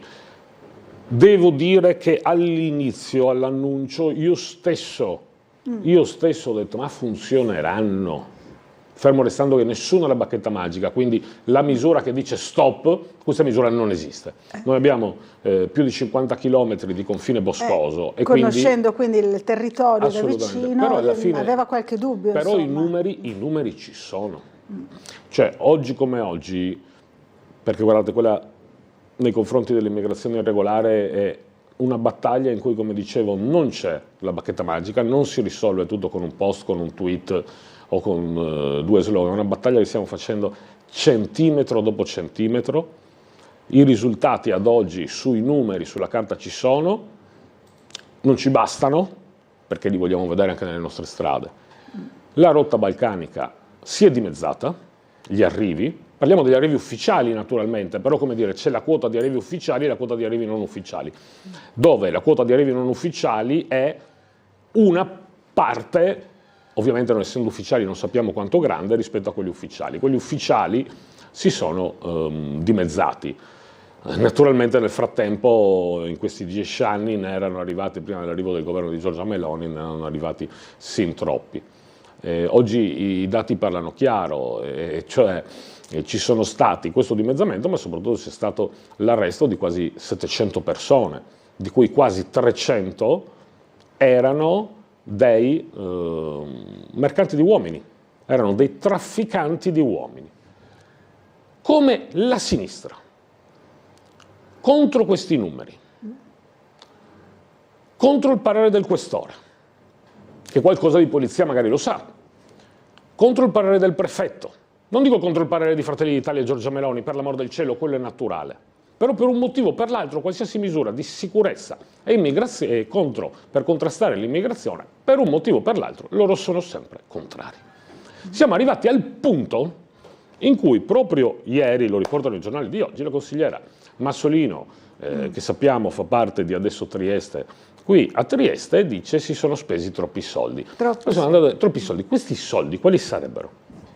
Gli stipendi e le trasferte del personale di polizia. Di poliziotti, no? Di agenti di polizia. Ma sono gli stessi che dicono più agenti, perché per loro escono per slogan più agenti. Richiamiamo agenti.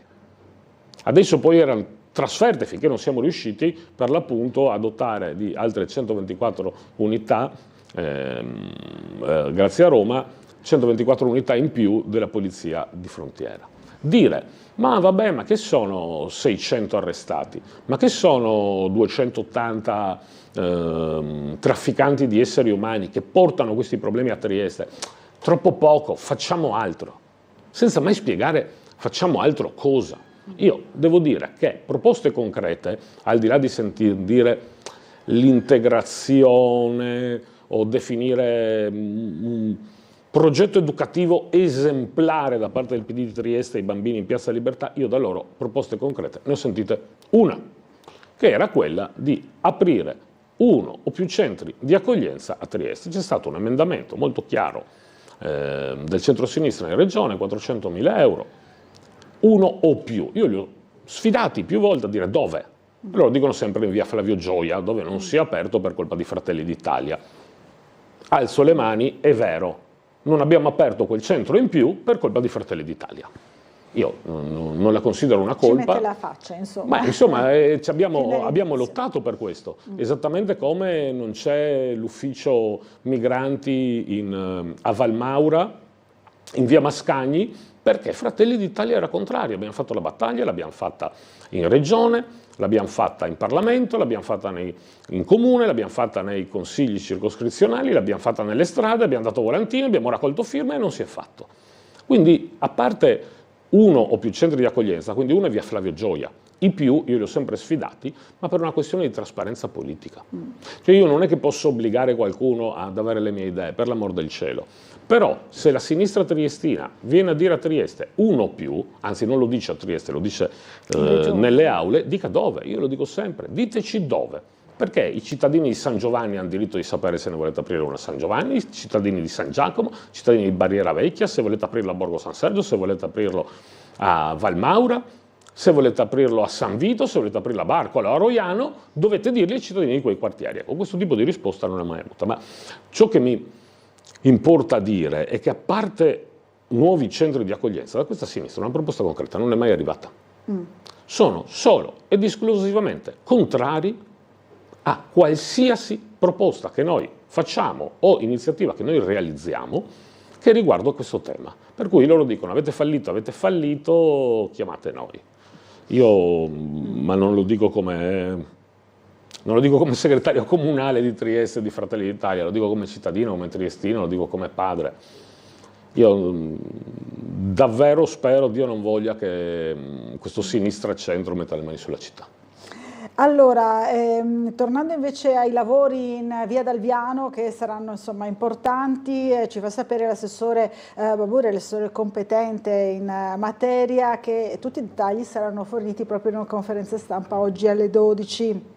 Quindi per rassicurare anche il nostro telespettatore, e si precisa appunto, come avevamo anche detto nel servizio, che le verifiche hanno evidenziato il collasso di un pozzetto di ispezione risalente agli anni 30, situato a circa 13 metri di profondità, quindi sono lavori che vanno fatti assolutamente. Assolutamente, non quando ci sono i lavori spostabili in avanti. È no? chiaro che i lavori sui sottoservizi, sì, io poi sono uno che, adesso no, le scuole sono finite, però sì, magari se riesce da sempre un passaggio ai figli che vanno a scuola, è chiaro che quando ci sono chiusure strade è davvero un disagio, però uno, certi lavori vanno fatti, due, devo dire in collaborazione con l'assessore Babuder, ma Fratelli d'Italia ha spinto moltissimo su questo, e cioè fondi sulle asfaltature per ciò che riguarda i marciapiedi, che a volte i grandi pensatori della politica non guardano queste cose, ma sono cose che riguardano invece la vita dei nostri cittadini, riguardano certo la vita in centro, ma riguardano soprattutto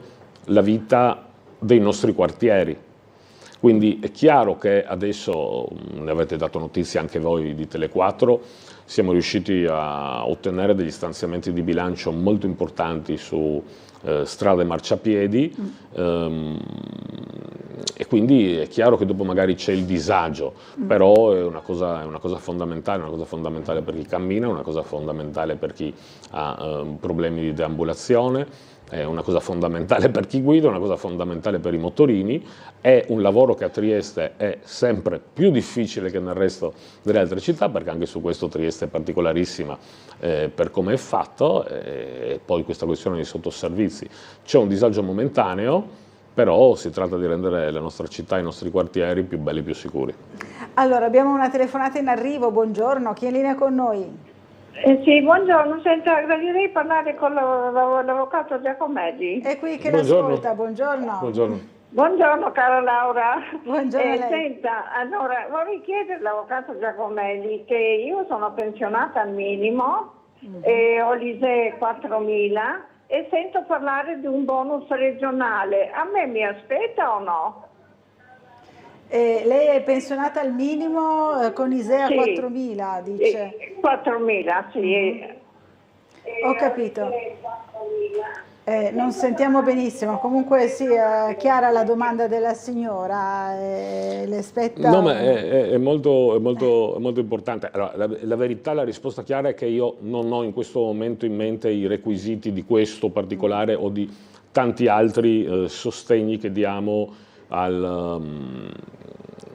alle persone con ISEE basso, ma anche, ripeto, alcune cose del ceto medio. Ci sono tantissime misure. Vado a naso, direi di sì. Adesso non ho, ovviamente con me non sapevo della telefonata la tabella. Noi diamo un sostegno al reddito come Regione Friuli Venezia Giulia, non è una cosa comune, è un sostegno al reddito per ciò che riguarda le pensioni minime, quindi a naso penserei di sì. Consiglio la signora ovviamente di fare qualche telefonata agli uffici, oppure di andare a vedere il sito della Regione, oppure se preferisce, voglio ricordare che abbiamo uno sportello che è uno sportello di aiuto gratuito per italiani in difficoltà che facciamo nella nostra sede di Fratelli d'Italia, che non comporta tessera, non richiede tessera, non richiede nemmeno avere le nostre idee, richiede solo di essere italiani, dove ci sono i nostri splendidi volontari che prendono sempre le richieste delle persone e quello che possiamo cerchiamo di dare una mano. Devo dire che essendo anch'io uno dei volontari dello sportello, devo dire che le richieste sono spesso da parte di persone anziane che hanno difficoltà a destreggiarsi tra tutti i bandi o a volte anche con la burocrazia. Ovviamente io da avvocato non prendo clienti, sarebbe accaparramento clientela, cerco di dare una mano come posso, ma abbiamo anche fiscalisti, volontari che insomma abbiamo una bellissima squadra di cui non faccio i nomi, però insomma c'è anche questa possibilità, quindi e se no la signora ha anche la possibilità magari di dare un'occhiata in qualche CAF sindacale.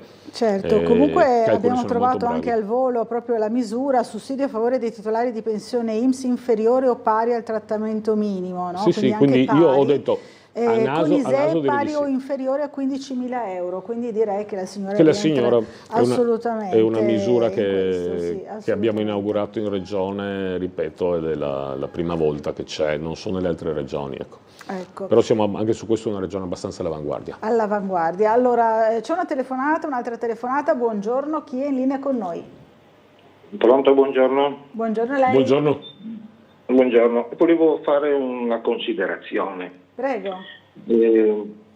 Ieri sentivo parlare della storia della Piazza della Libertà, di fare il recinto, no? Sì. Però nessuno si è chiesto, la Piazza della Libertà negli ultimi anni, quante, ma tante attività commerciali attorno alla piazza sono chiuse, pizzerie, ristoranti, anche una banca ha chiuso. Insomma, uno arriva in treno, deve prendere dei soldi, era comodissimo avere una banca là. Certo. Hanno chiuso banche, attività bar, negozi, sono solo quelli che babari o vendono cose simili. E questo qua, la gente che protesta che non bisogna fare questo, ma la Piazza della Libertà 30 anni fa aveva di tutto, già quando non c'era più il mercato. Comunque c'erano negozi, c'erano bar, ristoranti, pizzerie, adesso non c'è più. Come mai questi nostri concittadini non vogliono più? Perché non vogliono più avere a che fare con certe persone, perché ci sono sempre problemi, o ci nascondiamo dietro un dito, o come dice il signore titolare della ICS, che Trieste è una città razzista. Ma Trieste non è una città razzista, perché Trieste ha 1000 culture, ha 1000 religioni, però non c'era questa, non dico delinquenza, questo modo di non volersi integrare al nostro modo civile, perché in Italia ci sono state fatte battaglie, no? Per le donne, per i diritti dei lavoratori e tutto. Con queste persone che stanno arrivando, tutto questo va in nulla, sta andando in niente, perché anche nel resto d'Italia. Adesso non voglio essere agli estremi di Belfast perché quello mi sembra un estremo, però parliamo del nostro piccolo, la Piazza della Libertà. Se voi guardate negli ultimi 30 anni quante attività hanno chiuso? Tante, è vero. A lei e al suo ospite e aspetto la vostra risposta. Grazie, buona giornata. Allora, è molto chiaro, insomma, quello Sono che chiede. perfettamente d'accordo. La verità è che purtroppo esiste un fenomeno per il quale questo tipo di iniziative, di queste associazioni, dopo commenterò anche le parole del signor Schiavone, che attirano, perché attività di certe associazioni, e penso a Linea d'Ombra, io ho l'opinione precisa che attirino le persone, gli stranieri, perché si riuniscano lì. Di fatto lo fanno.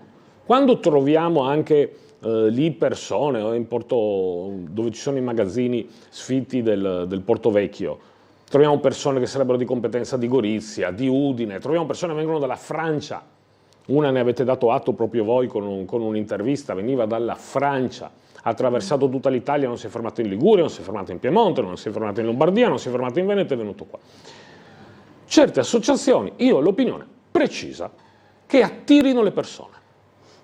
C'è un radiomigrante, evidentemente, si passano le notizie, fanno i loro fornelli resistenti, tutti in Piazza Libertà, ne hanno costituito un polo aggregativo per stranieri, dei quali sappiamo pochissimo, anzi bene adesso fa il prefetto con il questore a mettere una postazione fissa e periodicamente andare a richiedere i documenti, identificare questi, e quelli che non hanno diritto di andare ovviamente a respingerli.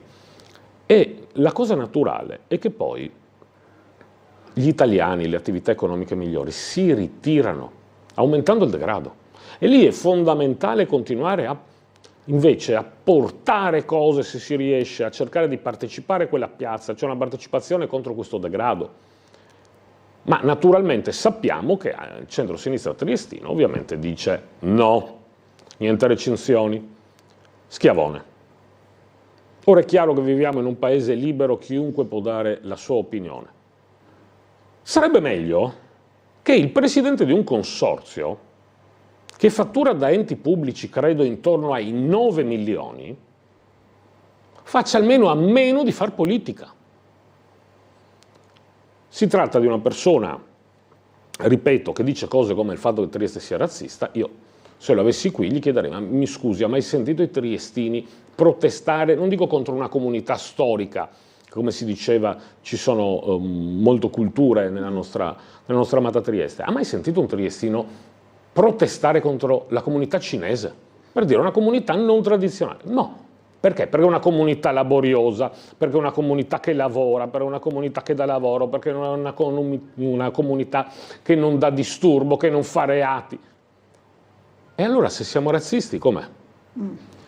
E io trovo incredibile che il centro-sinistra continui a difendere le uscite politiche del presidente Schiavone, esattamente come continua a difendere la presidente di Linea d'Ombra, la protagonista dell'episodio dei bambini portati in Piazza Libertà, degli esperimenti in cui i bambini vanno bendati per capire che i migranti devono passare al buio per evitare la polizia, una persona che su una TV nazionale, Rete 4, ha dichiarato che i trafficanti di esseri umani sono angeli e gli stati sono criminali perché chiudono i confini. Schiavone l'abbiamo visto più volte in giro per l'Italia parlare a convegni del Partito Democratico, sappiamo,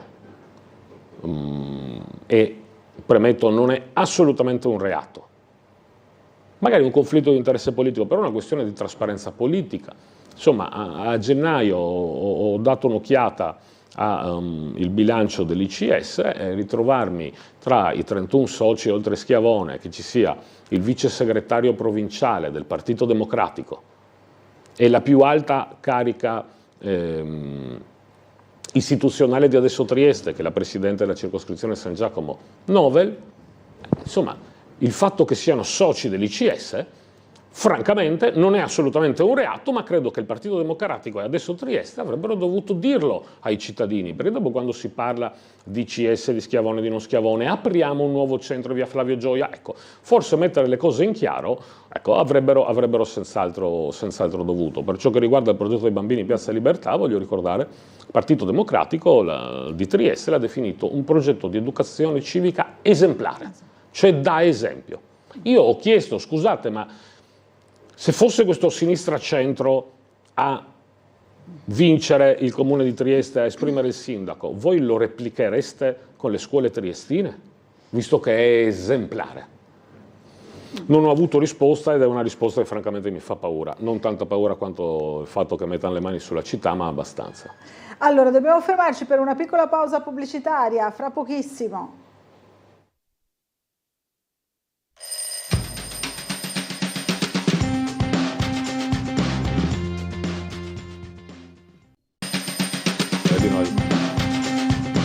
Bentornati in diretta qui a Sveglia Trieste, ancora in compagnia di Claudio Giacomelli, Fratelli d'Italia. Allora, c'è una telefonata, la sentiamo immediatamente. Pronto, buongiorno. Dunque, buongiorno gentile dottoressa Laura e apprezzato consigliere Giacomelli da Claudio Visentini. Buongiorno Claudio, siete omonimi. Buongiorno a tutti e due. Innanzitutto mi complimento per il convegno importantissimo che ha organizzato sul porto di Trieste e che ha dato notizia all'inizio di questa benemerita rubrica Sveglia Trieste, che, lo dico ancora una volta, ci dà la possibilità, ci mette in contatto con voi politici. Dunque, lei, caro Giacomelli, ha aiutato molte società dilettantistiche per lo sport giovanile e Trieste ha bisogno di spazi adeguati.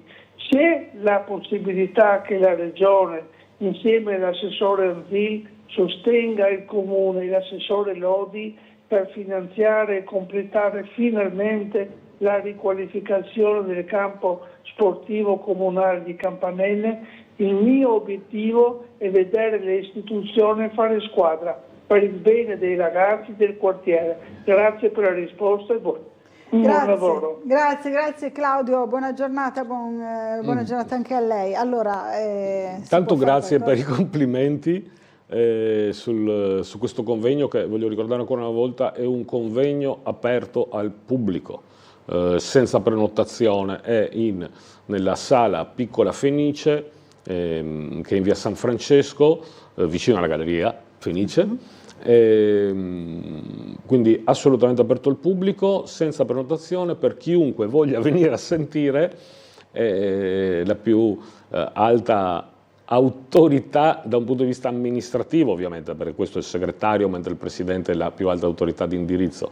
La più alta autorità amministrativa del porto è la più alta autorità nazionale delle ferrovie, quindi questo confronto pubblico, ripeto, ci saranno anche di piazza il presidente Federica, cosa ne verrà fuori sono curioso anch'io, chiunque sia curioso di venire a sentire la questione di Trieste da un punto di vista economico, e cioè ferrovie e porto, assolutamente il benvenuto, è assolutamente aperto a tutti. Campanelle, sì è vero, io, non solo io, noi Fratelli d'Italia abbiamo fatto tutta una serie di iniziative che noi abbiamo chiamato quartieri al centro per finanziare i quartieri al di fuori del centro storico da un punto di vista dei campi sportivi. Ci sono state riqualificazioni importanti grazie a un emendamento di Fratelli d'Italia che ho avuto l'onore di scrivere. In particolare mi piace pensare alla scuola Biagio Marin di Servola, altri campi.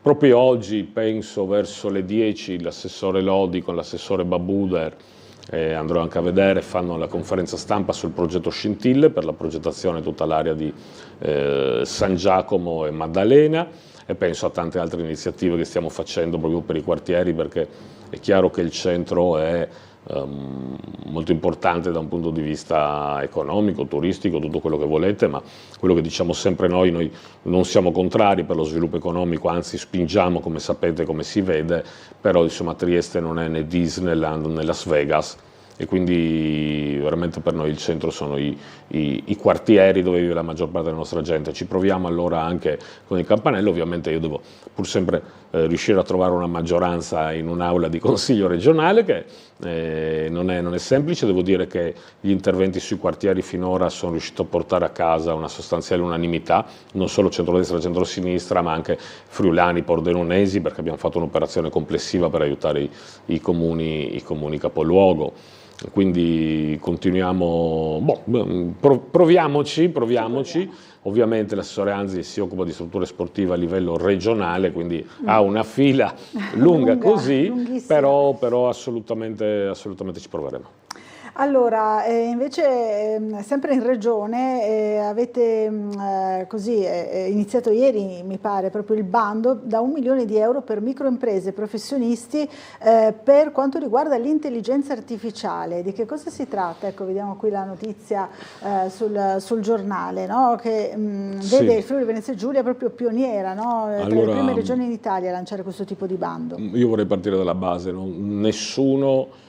Perché tutto questo nasce da un emendamento che siamo riusciti a costruire come Fratelli d'Italia, siamo riusciti a portare 1 milione su questo, consigliere Treleani si è occupato di piccole e microimprese, io mi sono occupato di liberi professionisti. Ha fatto scalpore perché è finito anche su Sole 24 Ore, perché per la prima volta viene rivolto anche ai liberi professionisti. Qui nessuno è Bill Gates, non solo Elon Musk, nessuno spinge sull'intelligenza artificiale. La verità però è che l'intelligenza artificiale oggi è presente, c'è una questione futuribile, è un fattore produttivo e abbiamo riscontrato in base alle statistiche che è utilizzata moltissimo nelle grandi aziende, che non è che vanno su ChatGPT, costruiscono proprio intelligenze artificiali ad hoc, proprio per il loro business. Ed è, da un punto di vista degli studi professionali, che siano avvocati, ingegneri, notai, ma anche professioni non ordinistiche, è utilizzata 3 volte tanto nei grandi studi professionali, dove per grandi studi professionali intendiamo studi dai 20 addetti in su. Noi siamo partiti da questa considerazione. Friuli Venezia Giulia ha la caratteristica per la quale più del 95% delle imprese sono piccole o micro. E anche da un punto di vista dei liberi professionisti, penso che studi da 20 professionisti o più si contano sulle dita di 2 mani nel Friuli Venezia Giulia, perché abbiamo sempre avuto un cuore artigiano, un cuore molto autonomo. Io sono un libero professionista, la maggior parte degli studi professionali di qualsiasi professione, anche non ordinistica, sono fatte da 1 oppure 2 oppure 3 persone. Ora che cosa accade? Accade che dove ci sono molti dipendenti si riescono a fare queste operazioni con l'intelligenza artificiale che di fatto accorciano il lavoro. Questo significa poter far pagare al cliente delle prestazioni e farlo pagare di meno. E quindi c'è il rischio che il nostro tessuto di liberi professionisti e il nostro tessuto di piccole e microimprese resti indietro da un punto di vista di stare sul mercato. E quindi abbiamo questo bando, ripeto, un apparato del Sole 24 Ore, siamo stati i primi, è stato anche un orgoglio firmarlo e scriverlo. Ecco, abbiamo questo bando che darà un contributo a fondo perduto del 75% fino a 7.500 euro su 10.000 per corsi, acquisti, noleggio licenze. Quindi la sfida è tenere il cuore artigiano delle nostre attività, piccole e micro, lo chiamo artigiano non in senso tecnico, ma anche dei nostri liberi professionisti, ma riuscire a tenerli al passo con la concorrenza dei grandi, perché la concorrenza dei grandi se no rischia di uccidere i piccoli. Dal punto di vista delle professioni, ci sono professioni ovviamente più a rischio. Parliamo dei giornalisti. Ad esempio. Parliamo dei giornalisti, ad esempio anche qui. È stata annunciata l'altro anno la piattaforma, mi pare che si chiami la piattaforma Bodoni, fatta da non ricordo che grosso gruppo editoriale insieme alla LUIS, e sarà una piattaforma di intelligenza artificiale per giornalisti, non pensata per scrivere gli articoli, che non sarebbe molto bello, per l'intelligenza artificiale pone problemi tecnici e deontologici, è una professione che sono enormi, ma consentirà di reperire una quantità di informazioni giuste e selezionate con un clic. Ad esempio questa piattaforma però sarà in mano a un editore, sarà l'editore a dire tu sì, tu no, o magari anche tutti, ma ad esempio i piccoli giornalisti indipendenti? Esatto, sono tutti problemi. E come si sta al passo? Allora, ripeto, la sfida è questa, tenere il nostro modo di fare impresa e il nostro modo di fare professione che c'è non solo a Trieste, in tutto Friuli Venezia Giulia, ma mantenerli competitivi sul mercato. È un bando sperimentale e quindi vediamo come va. Devo dire che storicamente le imprese, anche se piccole e micro, sono più abituate a scorrere bandi e richiedere finanziamenti rispetto ai liberi professionisti, ma abbiamo citato questo, ma ci sono gli ingegneri per la progettazione standardizzata, sono un po' a rischio. Poi naturalmente io cerco sempre di vedere le cose con ottimismo. Io ricordo ancora quando ho iniziato a fare l'apprendista in uno studio legale, e avendo 52 anni è passato un po' di tempo, e ricordo gli avvocati di allora che dicevano: no, nessuno andrà più dall'avvocato ora che c'è Google. Tutti cercheranno il loro parere, poi alla fine non è stato così. C'è ancora bisogno, insomma. Ma no, bisogna stare tanto attenti con questa intelligenza artificiale, perché può dare dei risultati. Abbiamo parlato di ingegneri, di giornalisti, di traduttori, può dare dei risultati sbagliati in modo terribile. C'è anche questo strumento, uno deve saperlo usare, se lo usa professionalmente, e deve usare quello giusto. Esatto, deve usare quello giusto. C'è di tutto di più. E allora, ecco, cerchiamo di dare una mano al nostro tessuto per restare con la sua anima, ma riuscire a stare sul mercato, perché se c'è una cosa che il Friuli Venezia Giulia rischia sempre è quando arrivano da fuori i soggetti grandi per magari venirsi a mangiare le nostre, che sono eccellenze, ma sono piccole. Allora, io ringrazio Claudio Giacomelli e Fratelli d'Italia per essere stato con noi. So che devo lasciarlo andare un pochino prima perché ha degli impegni, insomma, questa mattina. Quindi, grazie, mi scuso. Con la sua professione, e quindi intanto dico alla regia di preparare un servizio sul quello di cronaca sull'inchiesta che è stata aperta per maltrattamenti di animali al Parco Globoiner, quindi maltrattamenti di nutrizione, insomma, per asini e pecore. Ringrazio e invito a tornare a trovarci presto. Grazie dell'invito a voi. Grazie. Io vi invito domani, perché quando dico che è aperto a pubblico convegno è aperto anche ai giornalisti, naturalmente, non vengono chiusi fuori. Benissimo, non ci lasciate fuori. Benissimo, grazie, e noi vediamo, insomma, rivediamo insieme il servizio di Gianluca Paladin sui presunti maltrattamenti su asini e pecore. Animali denutriti, ridotti a pelle e ossa, alcuni sono morti, è quanto denunciato e documentato da dei cittadini che si sono accorti delle precarie condizioni delle pecore e degli asini allevati in una zona del parco Globoiner a Padriciano. Chi passeggia in zona non ha potuto fare a meno di notare quei corpi scheletrici, dunque è scattata l'ispezione della polizia locale, dei carabinieri del gruppo CITES, l'ufficio specializzato preposto all'applicazione della Convenzione di Washington sul commercio internazionale delle specie di fauna e flora minacciate di estinzione nella regione Friuli Venezia Giulia, e dei veterinari di Asuggi.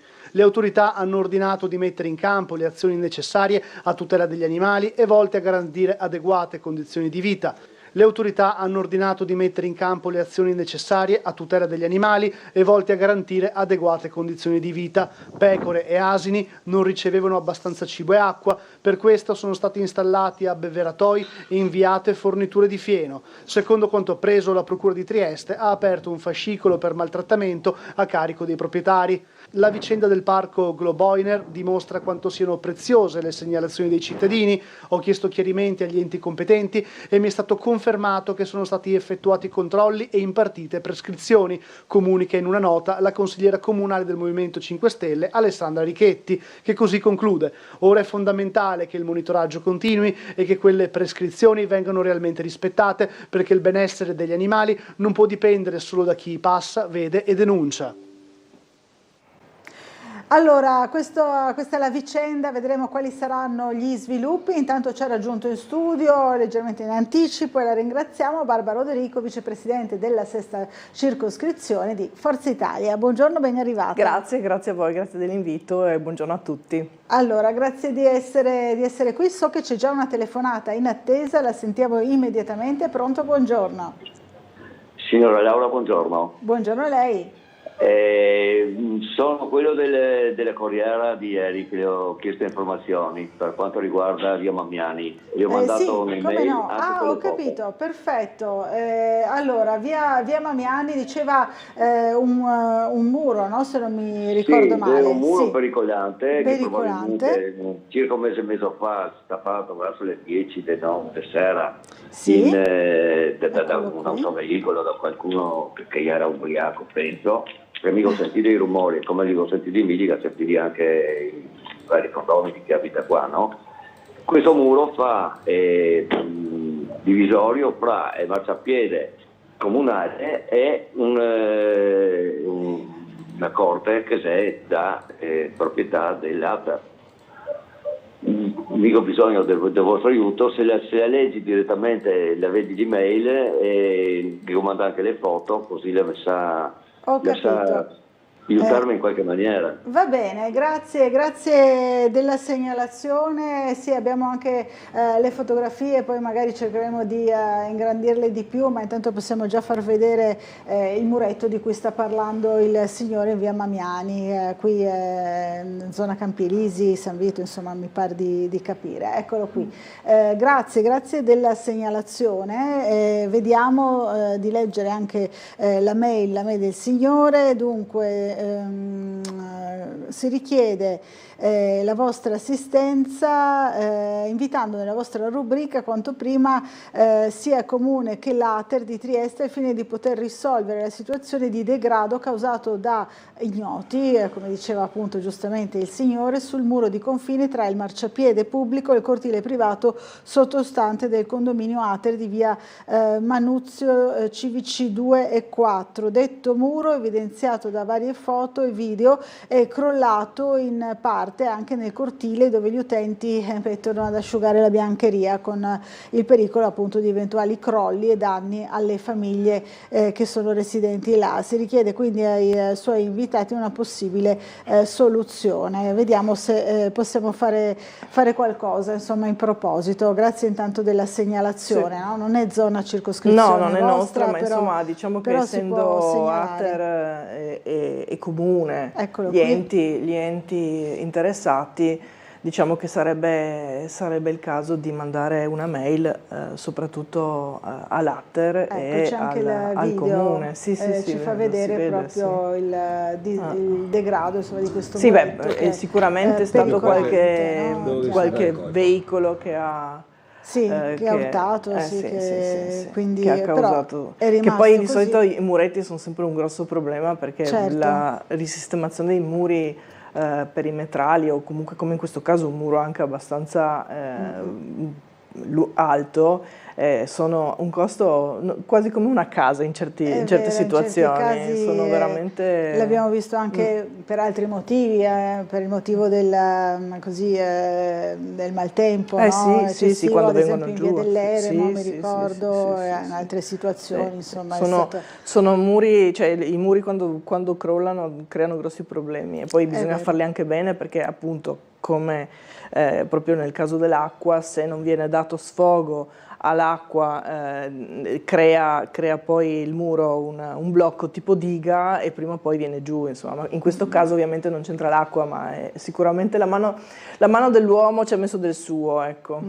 Sicuramente, allora segnaleremo e magari cercheremo di invitare qualcuno che possa essere competente in materia. Che circoscrizione potrebbe essere? La terza? La quinta forse? Cos'era San Vito? No? Credo di sì, via Mamiani. San Vito la quarta? La quarta, allora, la quarta, sì. Dopo lì i confini bisogna sempre un attimo darci un occhio. Bisogna capire quale circoscrizione magari a quale circoscrizione può rivolgersi, poi magari facciamo una ricerca più dettagliata.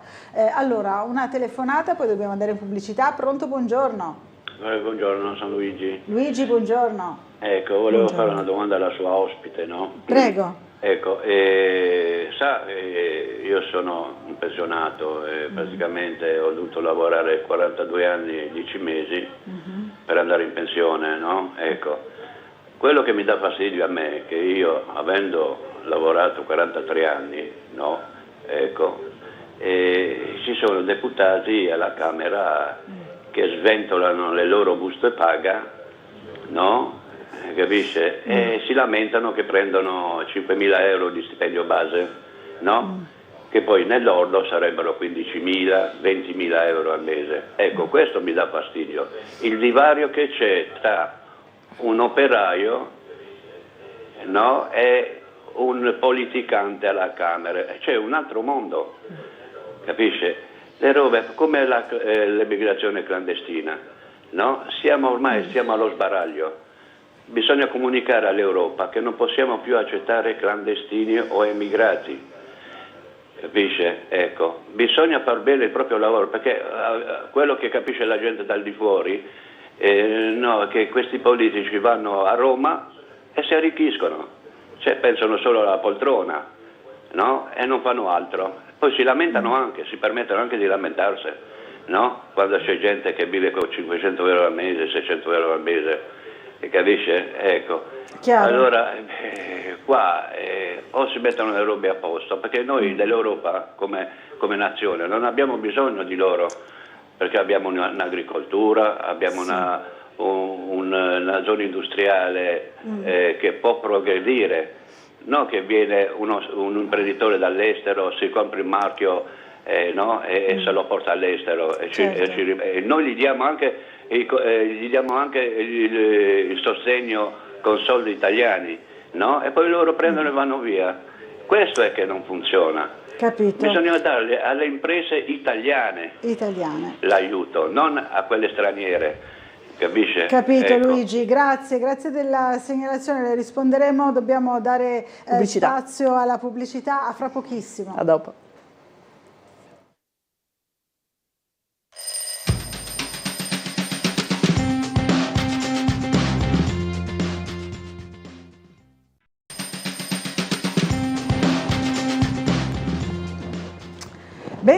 Bentornati in diretta, siamo ancora in compagnia di Barbara Odorico, vicepresidente della sesta circoscrizione.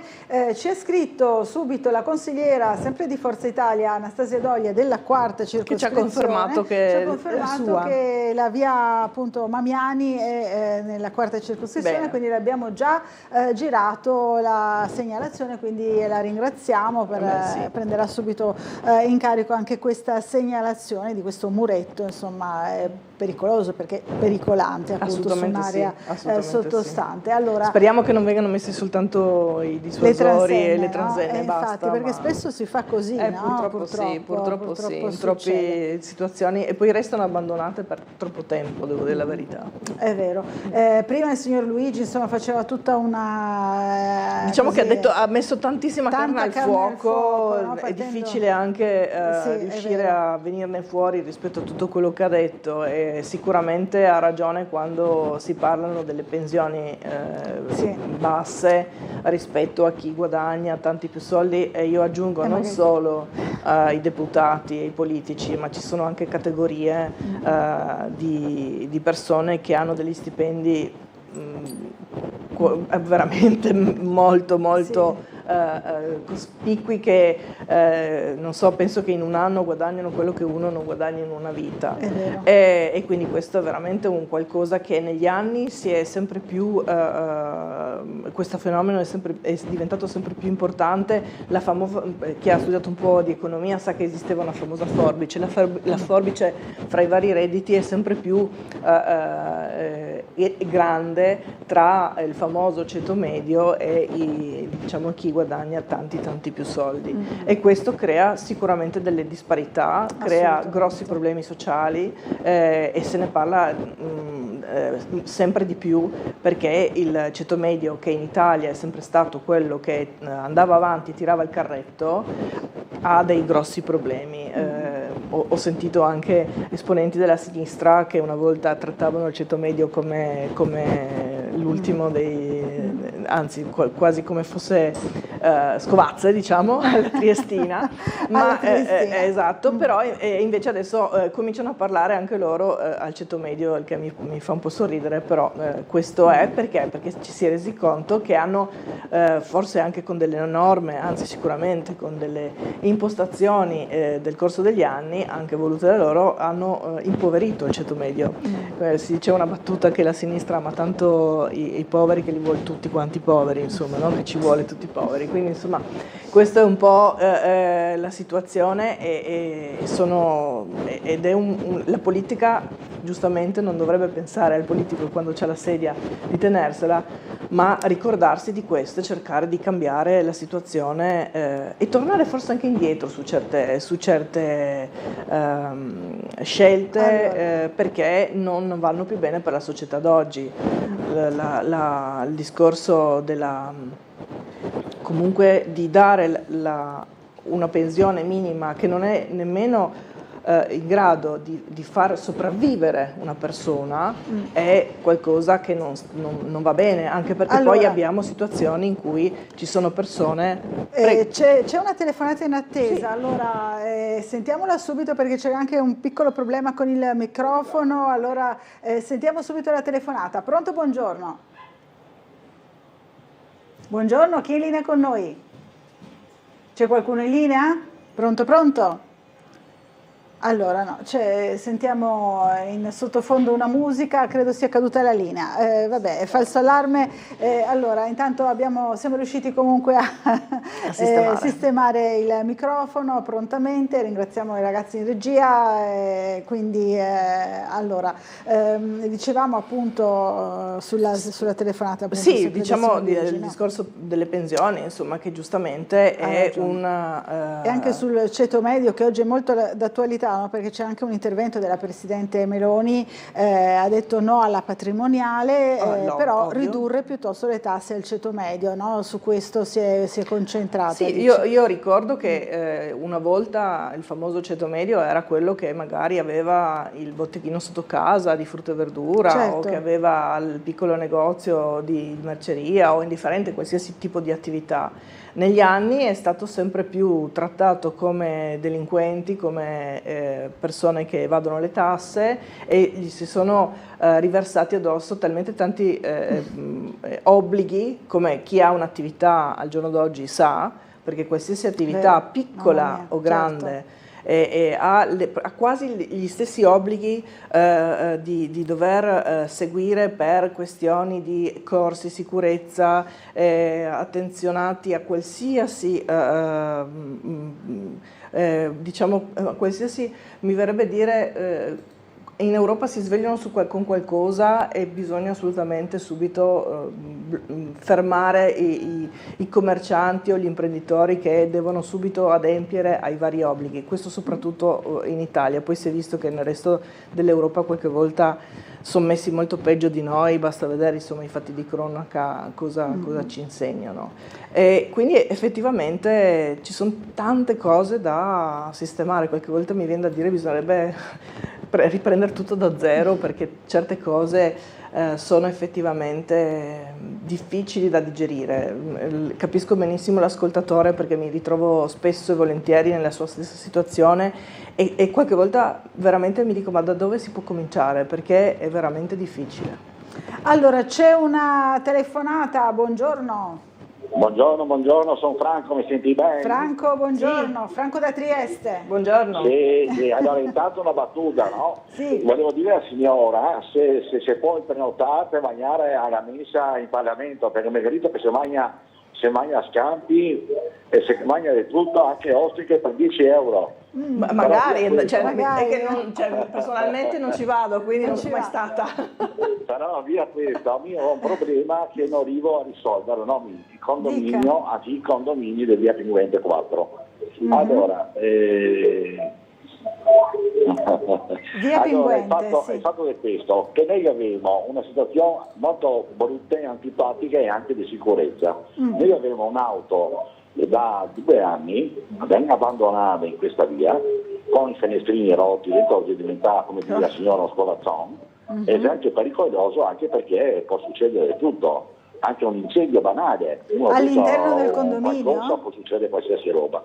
Abbiamo parlato con naturalmente anche con i vigili, abbiamo parlato con tutto, e vi è fuori quel palleggiamento delle responsabilità, quindi poi fa niente perché è una via privata. Allora, noi sappiamo che la persona che aveva l'auto è deceduta e dunque deve abbandonarla là. però può succedere veramente una situazione pericolosa, molto pericolosa. Sì. Allora volevo capire come, che se puoi fare, che anche qua i dici che loro non puoi spostarla perché non si individuata naturalmente la proprietà e compagnia bella, però noi sappiamo che questa persona è deceduta, abbandonata, è diventato un reddito della scorazzone. Ci sono degli eredi di questa persona? Per eliminare questo problema che può essere, ripeto, può portare anche delle conseguenze anche di sicurezza per tutta la via degli affluenti. E ripeto, non so solo a me che si sta lamentando, ma chiedeva la nostra ospite se ci sono degli eredi di questa persona, se voi la conoscete, insomma, questa persona che è deceduta. No, noi lo sappiamo perché tramite Ciacola del quartiere, insomma, abbiamo saputo che il proprietario non c'è più in questo mondo. Non c'è più.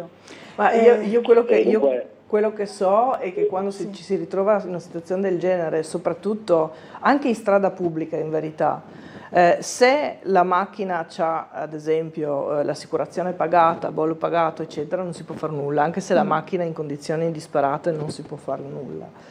In questo caso è ancora più complicato perché è in un parcheggio privato.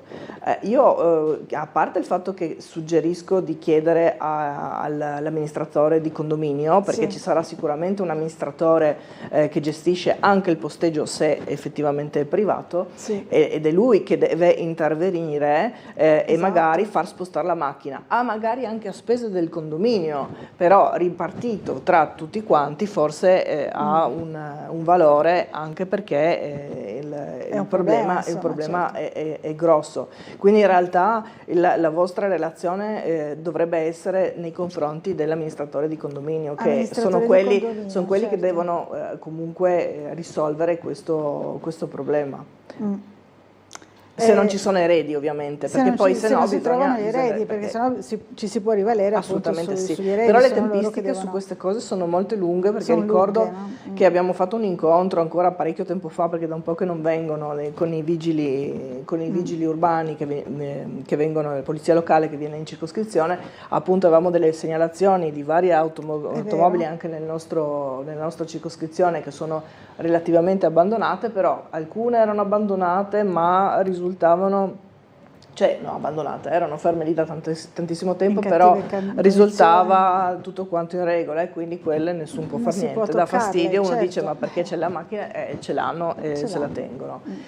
Alcuni, se per caso sono deceduti, bisogna che passino almeno 5, 6, 10 anni prima di riuscire a spostare la macchina, cioè veramente è un qualcosa molto difficile. So che anche ci sono difficoltà quando i condomini ATER devono provvedere a fare questo servizio, sono queste le cose che danno fastidio poi, no? Sono queste le cose che dici perché è tanto complicato, perché non si riesce a risolvere le cose in un modo che corre, insomma, in un modo che corre veloce, dove abbiamo le notizie al secondo, addirittura la notizia dopo un po' è già risolta per certi versi quando succedono certe cose. Invece ci ritroviamo a questi livelli da non poter mettere a posto le cose banali, appunto, ma che intralciano la vita quotidiana delle persone, e questa è una cosa che andrebbero cambiate le norme in questo assolutamente caso, sì, assolutamente magari sveltite un pochino, aggiornate, aggiornate. diciamo Poi così. uno lascia una macchina lì, ho capito, perché dopo diventa proprietà privata, non puoi toccarla, però bisogna risolvere le cose. È chiaro, infatti. Allora, c'è una telefonata, buongiorno.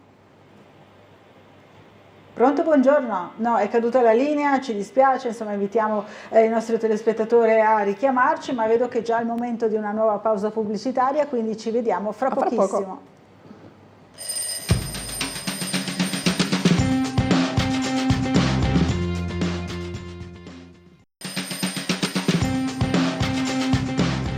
Bentornati in diretta, ancora in compagnia di Barbara Odorico. Allora, c'è una telefonata, la sentiamo subito. Pronto, buongiorno.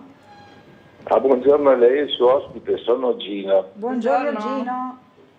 Ogni volta che sento che la gente si lamenta perché non ha soldi, eccetera, mi viene una rabbia terribile. Perché? Perché bisogna raccontare tutta la nostra storia. Fino agli anni 90 l'Italia era una nazione che aveva un'economia brillantissima, addirittura avevamo superato Francia e Regno Unito. Cosa è successo nel 92? Evidentemente alcuni dei nostri grandi dirigenti sono stati in qualche maniera coinvolti in qualche strana, non so come dire, ma si sono messi a vendere tutte le nostre attività industriali. È arrivato un passilo di nome Britannia vicino a Napoli e tutti sono andati lì con i grandi capitalisti dell'epoca e si sono spartiti tutte le nostre industrie che avevamo brillantissime, vendute a prezzi stracciati, e adesso siamo nudi, senza niente, tutti da ricostruire. Questa è la realtà e i nomi ci sono: Draghi, Ciampi, Amato, eccetera, eccetera, eccetera. Questi qua hanno svenduto tutto e tutto, chi si interessa basta andare sul web, trova tutti i dati su questi discorsi da tutte le parti. Questa è la nostra triste realtà e bisogna dirla. Allora adesso chi vuole essere votato deve denunciare dove è iscritto, in quali club è inserito, se è massone e cose del genere, perché persone di quel tipo ci hanno rovinato. Grazie e buongiorno. Grazie Gino, buona giornata a lei. Non ho neanche la bocciofila, giuro. No, neanche la bocciofila, niente, nessuna organizzazione particolare. No, nessuno mi vuole. No, vabbè, a parte gli scherzi, la realtà è la realtà di una situazione difficile, di una situazione che ci ha visto assolutamente nel corso degli anni, dagli anni 90 in poi, in declino. Avevamo nell'industria avevamo fiori agli occhielli, nella meccanica Magneti Marelli, avevamo la Fiat stessa che ha mangiato il mangiabile e poi ha preso e è andata. Avevamo il tessile che era un'eccellenza e adesso fa fatica anche quello. Avevamo industria del mobile, avevamo di tutto e di più. Adesso con purtroppo da un lato la ricerca del costo sempre inferiore del prodotto che crea una catena di problemi, Dall'altro lato il fatto che tante volte le aziende vengono acquisite per essere vuotate dei loro contenuti, vengono derubate di quello che è l'anima delle aziende e portate all'estero. Si sa, insomma, tante le catene di produzione di tantissime aziende sono sparite, prima magari nell'est Europa e poi sono andate a finire in Cina. E questo è sicuramente uno dei problemi. Un'altra cosa è che noi come governo, come nazione, quando abbiamo dato contributi a queste aziende, quando abbiamo cercato di dare una mano perché si trovavano in difficoltà, dopo un anno che hanno beccato i loro soldi si sono presi e se ne sono andati. Questa è una cosa che non dovrebbe succedere. Cioè, se tu prendi dei contributi per mantenere la produttività da noi, come anche nel caso della nostra azienda, la Startec, che adesso sta riscontrando notevoli problemi, no? Problemi e dubbi. Cioè, se tu mi prendi dei soldi per mantenere qua, devi firmare un accordo che se tu non lo rispetti mi devi ritornare i soldi e devono tornarli. Non può essere che noi, come sempre, paghiamo, diamo sussistenza a tutti e poi siamo i piccoli contribuenti che devono tirar fuori altri soldi per andare avanti e per pagare le cavolate degli altri. Cioè, veramente è un qualcosa che basta, cioè bisogna smettere di far così. Bene fanno, insomma, sia i sindacati ma anche le istituzioni e il governo, insomma, e in generale a chiedere garanzie su queste, mettere un attimo investimenti, no? Non ti va bene e vai via subito allora. Perché tanto sappiamo che dopo tanto, tra un anno vai via comunque, solo che in più hai rubato i soldi che ti abbiamo dato, quindi alla fine bonus, non è quella la soluzione, purtroppo. Assolutamente. Allora, una telefonata, buongiorno, chi è Lina con noi? Buongiorno, qua c'è Gianni. Oh Gianni, buongiorno Gianni. Spero di non disturbare tanto. Non disturba mai Gianni. Volevo salutarla a lei, dottoressa, e la signora Palutan, perché mi ricorda un nome per me così. Non è la signora Palutan però, Gianni, è la signora Odorico. Barbara Odorico. Scusi, l'avevo scambiata, mi pareva che si rassomiglia. Sì, ma lei è più giovane, io sono più vecchia della Palutan e siamo di due partiti diversi. Mi chiedo tanta scusa, mi chiedo scusa adesso. Niente. Però siete del stesso partito? No, lista di piazza, mi sono Forza Italia. Però siamo amiche, con questo sì. No, sempre nella coalizione, dai, insomma, di centrodestra. La Palutan aveva un parente, non so se era nonno o qualcosa, che gli era della provincia e siccome andavo alla scuola all'aperto, lui ogni tanto veniva su a trovarne. Per questo mi scusi, immagini. scappello sempre di più, la sa. No, poi la mia da 10 anni di meno, quindi sono contenta. Sono contenta. Non la mostra di meno, la mostra di meno, altro che. Volevo dire che una roba, ho tanto piacere che infatti sta mostra dei vigili urbani. Sì. Perché mi pare, però vado a memoria perché ormai mi accorgo che ne dimentico le robe, che devo stare 2 o 3 volte a pensare, ma mi pare che sia al 12 del 62, del 1862, che sono nati i vigili urbani, che era solo un 4 o 5, che era proprio fatto per gli accattoni, dopo pian piano da altre mansioni.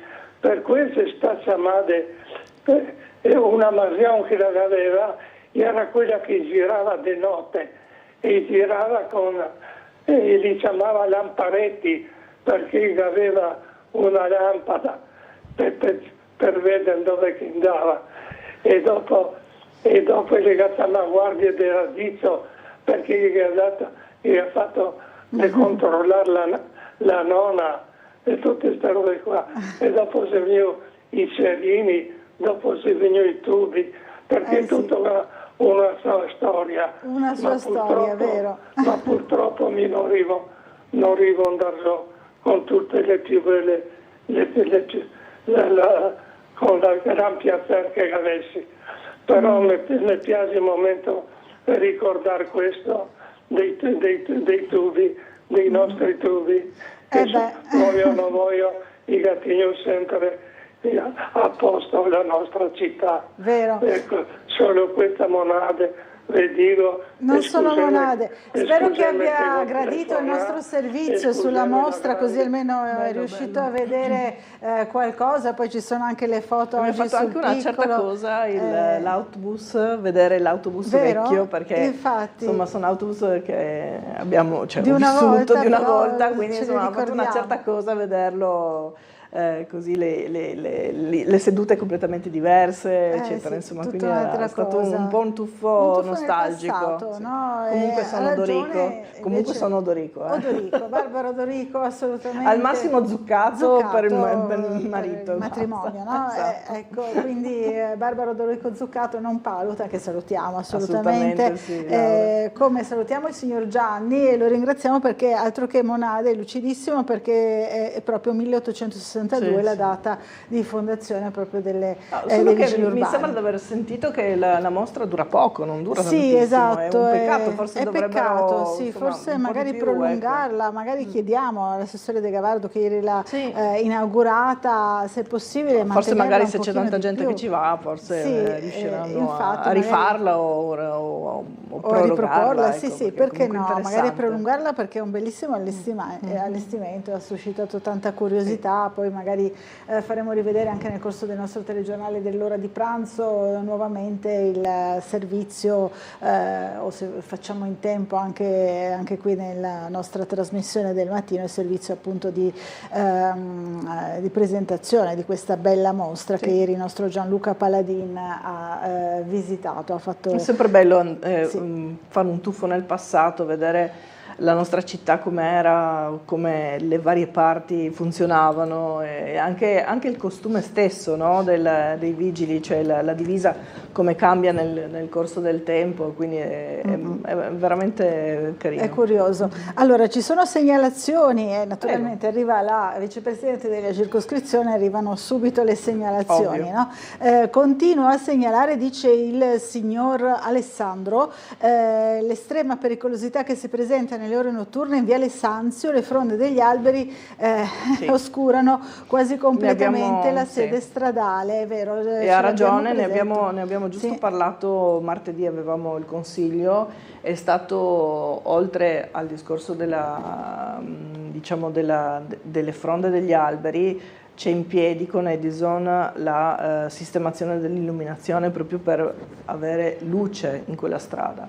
Lo so perché ci abito io, quindi me ne rendo assolutamente conto della pericolosità e troppe volte quella strada viene utilizzata come succede spesso in varie zone come quasi una rampa di lancio, perché bisogna assolutamente accelerare, dimenticandosi che ci sono tantissimi attraversamenti pedonali, tantissimi incroci in quella zona. Bisogna fare attenzione. Bisogna fare attenzione. In effetti anche appunto hanno presentato, l'opposizione ha presentato una mozione per sistemare, per rimettere l'attraversamento pedonale in zona palestra Cubone, okay? E dove c'era, quando c'erano i lavori in corso, sono state fatte 2 attraversamenti pedonali e siccome sono degli attraversamenti che sono stati utilizzati tanto e sono stati apprezzati, hanno pensato appunto di proporla come mozione, cioè tutti quanti abbiamo votato favorevolmente. Io diciamo in più ho chiesto degli emendamenti su 2 problematiche che ritengo importanti, sia sul fatto che troppe volte, soprattutto quando siamo vicini alle strisce pedonali e all'uscita anche dell'esatto, troppe volte vengono posteggiate le macchine a fianco alle alberature, creando disagio perché non si vedono le macchine che passano. Infatti, e quindi ho suggerito di installare di segnalare il posteggio per motoveicoli, in maniera che dove ci sono i motoveicoli ovviamente non possono posteggiare le macchine, però il motoveicolo non dà il blocco visivo come lo fa una macchina, insomma, anche perché furgone, soprattutto se sono in macchine, furgoni grandi, diciamo diventa sempre più difficile, diventa sempre più difficile e pericoloso. E anche ho segnalato per quanto riguarda l'uscita dal posteggio di Esatto, il park Sanzio, perché nel momento stesso in cui le macchine escono da quel posteggio c'è una possibile collisione con i pedoni, perché non c'è nessuna segnalazione né acustica né sonora né visiva, e la macchina si ritrova ad andare magari avanti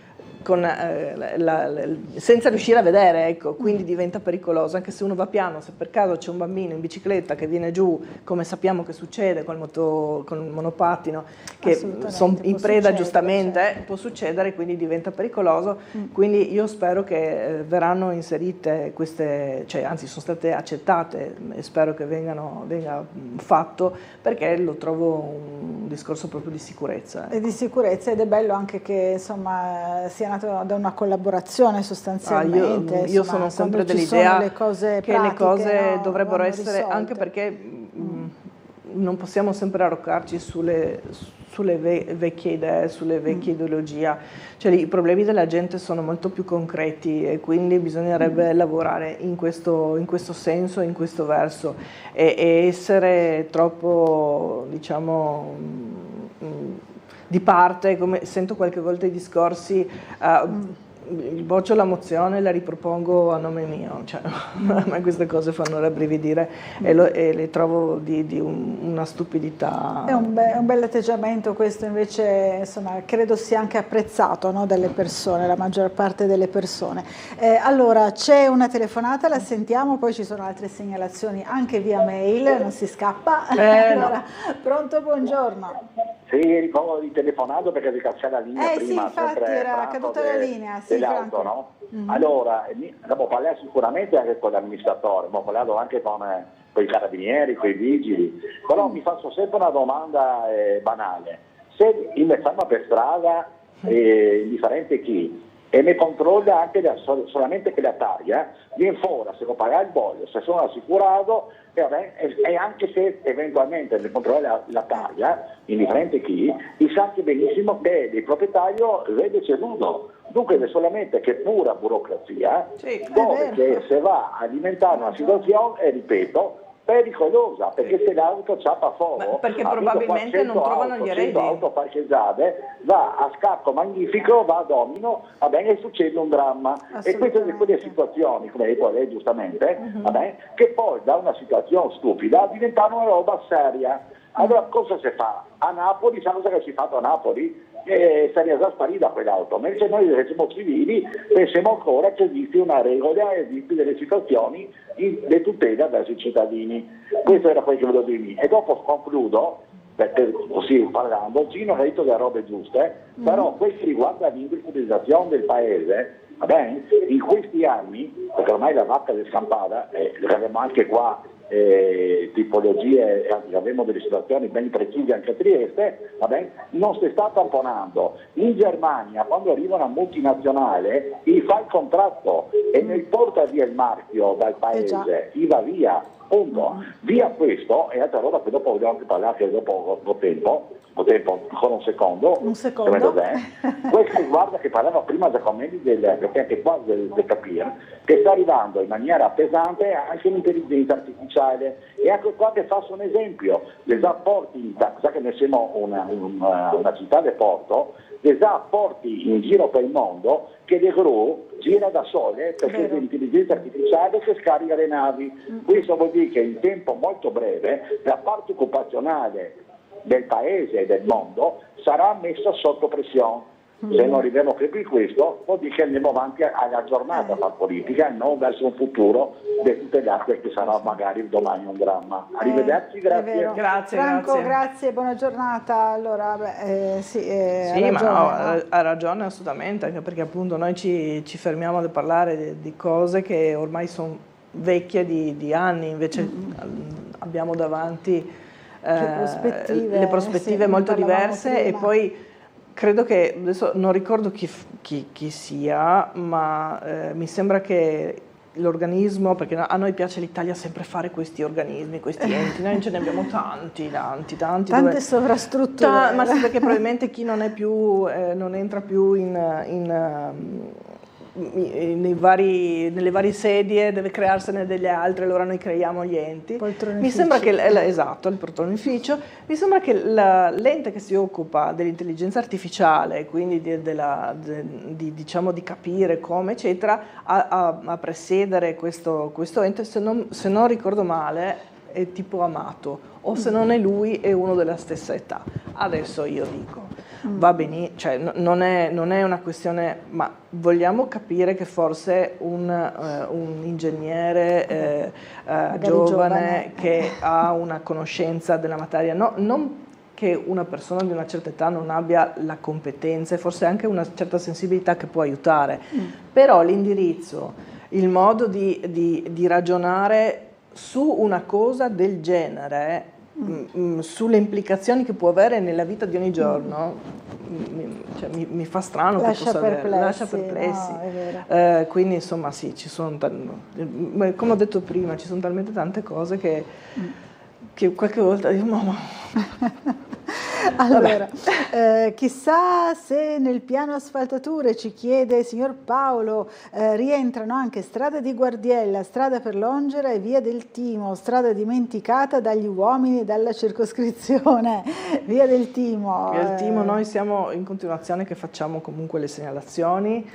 So che ci sono, adesso appunto stanno asfaltando tanto, proverò a informarmi se sono comprese nel piano adesso in attuazione. Sì, la cosa che a me lascia sempre perplessa è il fatto che ci sono le asfaltature, vengono fatte, dopo un po' cominciano ad affossarsi i tombini o s'affossano le sottostrutture che poco prima hanno scavato, oppure appena asfaltato si fa il buco perché c'è un condominio che deve fare qualche lavoro. Cioè, queste sono le cose che andiamo avanti a rincorrerci nei lavori, e oltretutto soprattutto le aziende che si occupano dei sottoservizi, quando richiudono i vari buchi che fanno, li chiudono male, perché sappiamo che tantissime zone della città hanno degli avvallamenti causati assolutamente dall'intervento che è stato mal richiuso, e questo dovrebbe forse farci capire che bisogna cambiare completamente il sistema, ma evidentemente, cioè, i romani facevano le strade meglio, dovremmo ritornare a quello che ci insegnavano loro. A questi materiali, ricordo anche una forse. puntata di Piero Angela che vero, ci ha che raccontato come bisognerebbe fare, cioè, anche banalmente, non so, ma nel resto del mondo rifanno le strade in un modo con molta più attenzione, utilizzando forse competenze professionali maggiori, costeranno di più, ma forse durano di più. Bisognerebbe farsi anche un attimo una domanda se il costo basso di manodopera per asfaltare la strada ha senso, se ogni secondo anno devo rifarlo. A proposito di asfaltature, c'è la vignetta di Marco Englaro: e sta asfaltando tante vie, effetto elezioni, tanto Busi sarà che noi non saremo. È vero, insomma, ci sono tante buche. Sì, poi ci sono i camion di mezzo. Infatti, ricordiamoci che il problema grosso, anche e soprattutto in certe strade, sono i camion che continuano a transitare anche dove non devono, perché sappiamo, basta 2 settimane fa, che ci sono stati i camion, uno incastrato sotto Morupino, il ponte della ferrovia. Cioè, dico, c'è il cartello, sotto non puoi passare, passano lo stesso perché non guardano i cartelli. Lì davanti, Appendice Scoglietto, via dello Scoglio, di fronte alla Finanza, anche si è incastrato. Lì c'è un cartello che dice che un tonnellaggio sopra un certo tonnellaggio non può passare, eppure passano lo stesso. Cioè, questo è il dramma. Perché? Perché Google dice che la tratta è più breve per arrivare da un punto A a un punto B, loro fanno quello senza banalmente guardare, ormai verificare se la strada è percorribile da un bilico, da un camion, e ci distruggono le strade. Allora, ci scrive Roberto: la legge dice che un veicolo in sosta in suolo pubblico deve essere in regola anche con la revisione biennale, quindi non capisco le difficoltà a far rimuovere veicoli fermi in strada da anni. Nel caso specifico si parlava però di un'area privata, quindi c'è una difficoltà ulteriore. Dirò di più, se uno mi sembra che ci sia sotto l'ACI, se uno mette il numero di targa di una macchina, viene subito fuori se il bollo, il nome del proprietario ma se è pagato o meno. Se in regola, se in regola, esatto, sì, questo sì. Allora, c'è una telefonata, pronto? Buongiorno. Sì, buongiorno, sono Gabriela. Gabriela, buongiorno. Io sì, condivido qualcosa che ha detto delle asfaltature, però quello che manca è controllo anche per fare le multe, no? Perché i camion circolano dappertutto, facciamo poche multe, loro stessi autisti se dicono non andare di là perché là ti fanno le multe sicuro, quindi con quello evitiamo che passino di là, noi non facciamo multe e quello è lo che succede. No, chiamo per un'altra cosa. Lo che sto osservando in questo periodo camminando è che gli alberi hanno tutti questi raccacci, si dicono, quelli rami che vengono da sotto, no? Quelli rami che crescono dalla base dell'albero, cioè i nuovi foglie, Sì, nuovi rami. I nuovi rami che hanno un nome, no? Si chiamano raccacci, una cosa, o riccacci, una cosa così, l'avevo studiato una volta. E quindi questi rami che escono dalla base dell'albero crescono e fanno una selva sotto l'albero, no? Che le tolgono la nutrizione per le rami di sopra, che dicono che questo può essere causati da uno stress di potatura. Beh, stress o non stress, bisogna fare una manutenzione ordinaria, no? Camminare per avere una squadra che non ne abbiamo in comune, che pulisca questi giardini, che pulisca queste basi degli alberi, perché per esempio lì in via Revoltella, camminando per via Revoltella, ho visto che l'incrocio tra quella che va per Catinara e quella che sale via Rossetti è quella che sale alta e che se dopo prendo via Revoltella e lì in quella zona, in quell'incrocio c'è un albero che impedisce anche la visibilità del pedone per attraversare, perché uno si mette lì però vede tutta questa selva nella base dell'albero e quindi queste cose penso che sono una mancanza di programmazione in questa città. Non c'è una programmazione, come sto aspettando che togliano la corona vecchia sulla Madonnina, è una mancanza di programmazione, non c'è nessuno che cura, bisogna appaltare per fare, per dopo, però non c'è una squadra di gente che faccia una manutenzione e quello veramente è un peccato, perché lasciamo stare, no? Capito. Lasciamo stare la città. Bene, grazie Gabriella, grazie delle segnalazioni, buona giornata.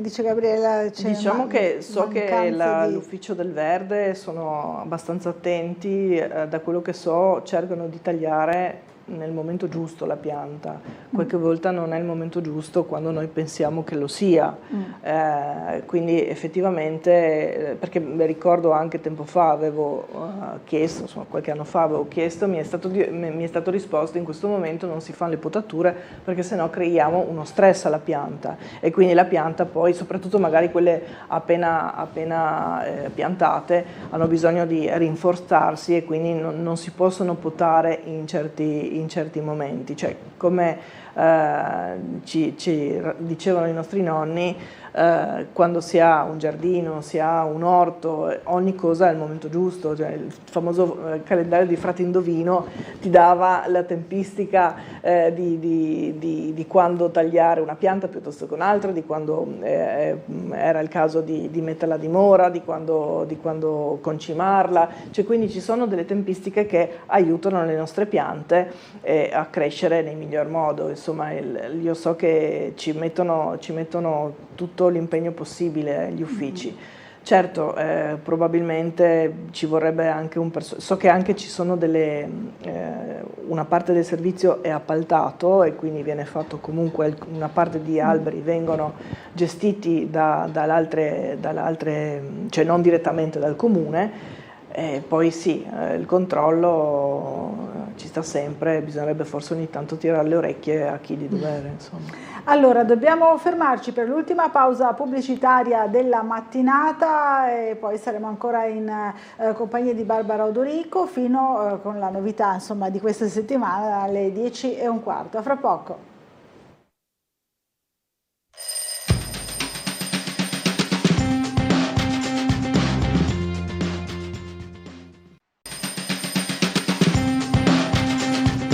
Allora, bentornati in diretta. Abbiamo già subito una telefonata in attesa per Barbara Odorico, vicepresidente della sesta circoscrizione. Credo sia caduta la linea, ci dispiace. Allora approfittiamo per parlare un po' appunto della circoscrizione, di quello che succede, non solo in sesta, perché Atmosfere Letterarie coinvolge più circoscrizioni, sì, giusto? Sì, Atmosfere Letterarie anche quest'anno siamo riusciti a farla in sesta circoscrizione è il terzo anno.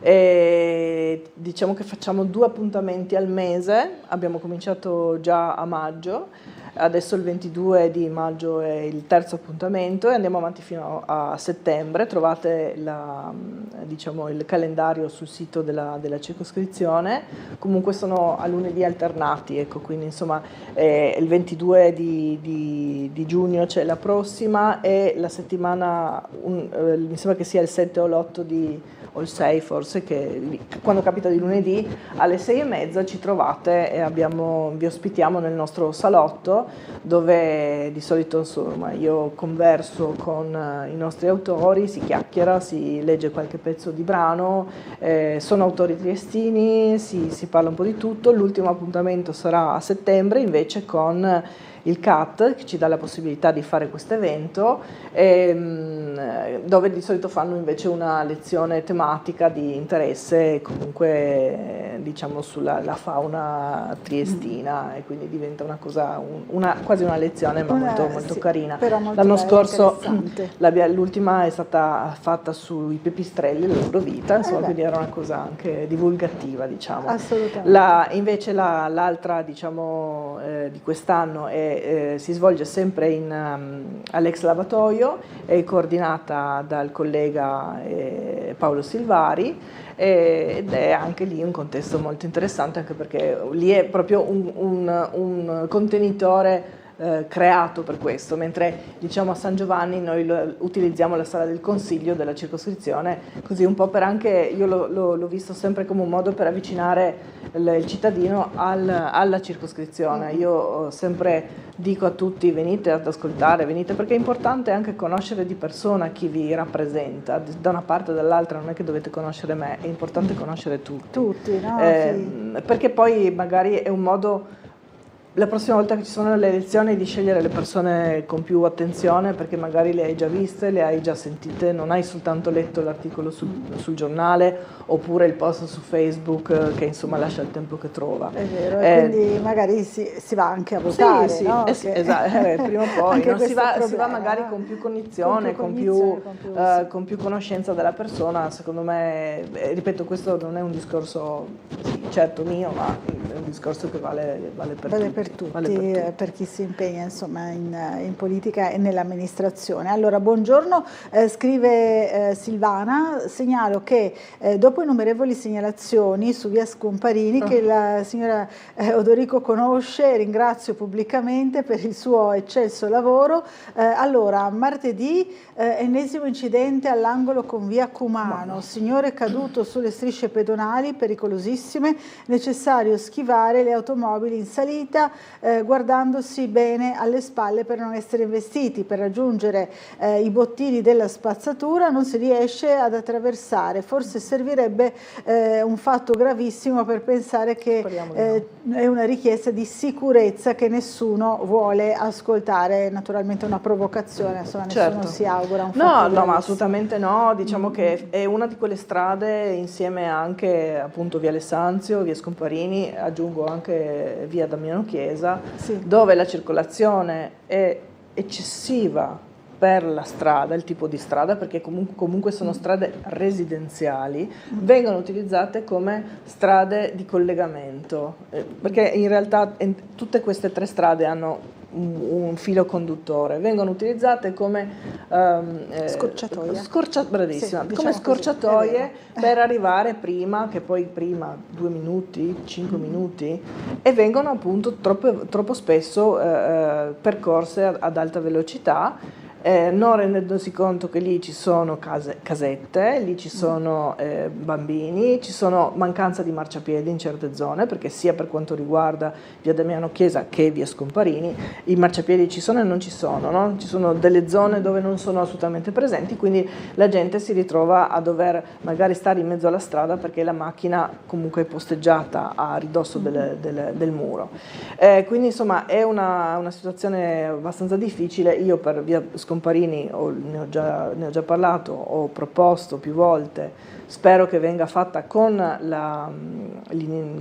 con il cambiamento della viabilità che ci sarà con la nuova fiera, chiamiamola, quindi lì c'è comunque un intervento sono viario. I lavori, no? Sì, esatto, hanno cominciato a eliminare tutta tutta la struttura vecchia, però poi ci saranno anche dei servizi per quanto riguarda la circolazione. I progetti sono molto belli, però spero che in quel caso venga anche fatto un piccolo cambiamento in cui la strada di via Scomparini, la parte proprio finale, quella che arriva a ridosso dell'incrocio che la signora Silvana ha evidenziato, dove c'è stato l'incidente, non è il primo che succede, quel pezzettino lì finale venga fatta a senso unico, in modo che l'autobus comunque riesca a percorrere la strada, però venga impedito l'utilizzo di quella strada come scorciatoia, perché poi comunque con la presenza della rotatoria in via Rossetti non ci sarà più il semaforo, quindi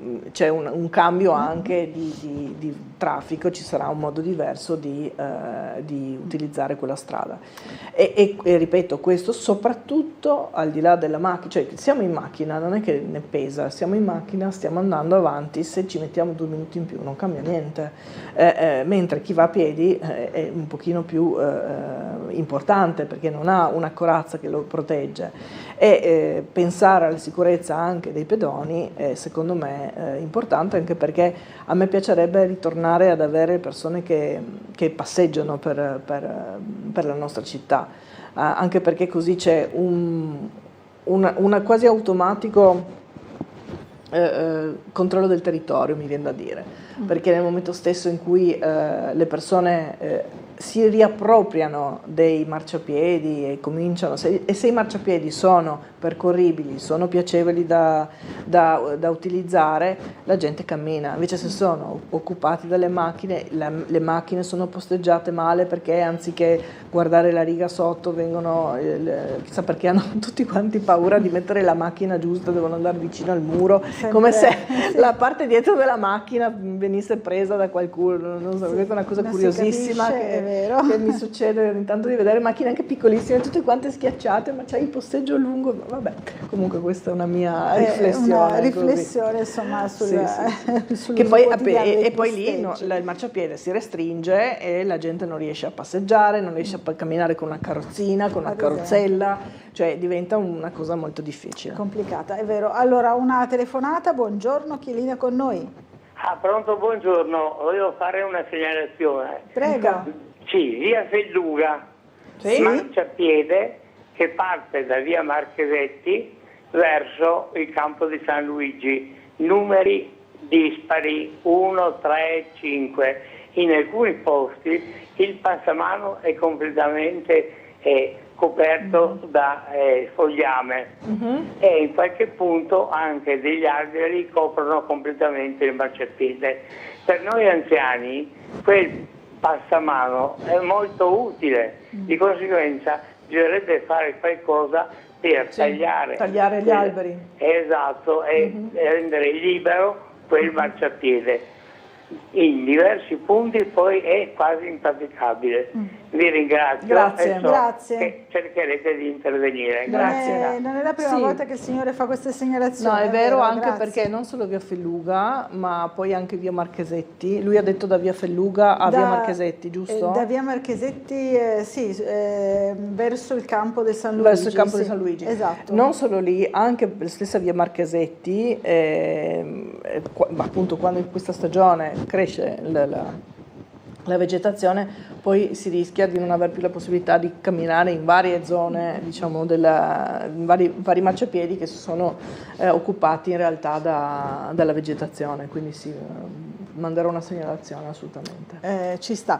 Allora c'è Leonora che scrive: buongiorno a tutti, abito a Opicina, più volte prendendo la linea 4 che dopo le 20 rimane l'unico mezzo pubblico per rientrare a Opicina, scusate, ho chiesto al conduttore per cortesia di farmi scendere dopo il quadrivio fermata della 64, mi ha risposto che non era autorizzato. La Trieste Trasporti potrebbe concedere una deroga se richiesta di effettuare questa fermata? Scendere alla fermata di Campo Romano non è troppo piacevole a causa della mancanza di illuminazione del marciapiede dovuta alla chioma degli alberi che fanno ombra, quindi una richiesta molto specifica che non riguarda la sesta circoscrizione ma quella dell'Altipiano, sì, esatto, la seconda, quindi la seconda, però comunque raccogliamo anche questa segnalazione. Sì, diciamo che il discorso della fermata degli autobus è un po' difficile, anche perché sono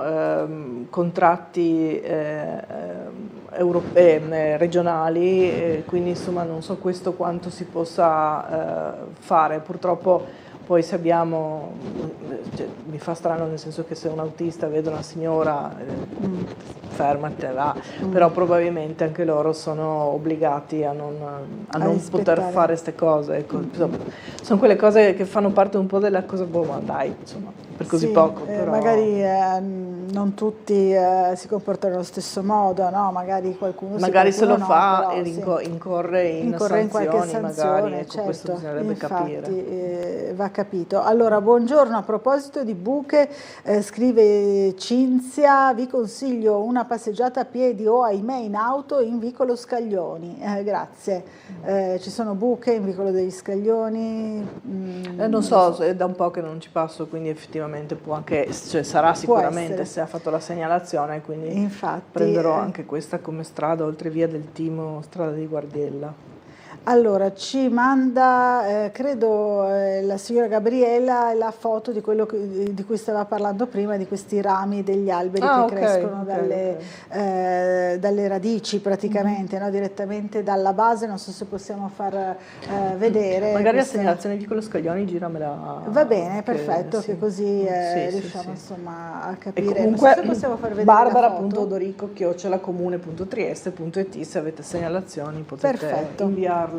E questo è uno degli alberi, insomma, di cui sono la parte bassa. La parte bassa, no? Ok, allora una telefonata. Pronto, buongiorno.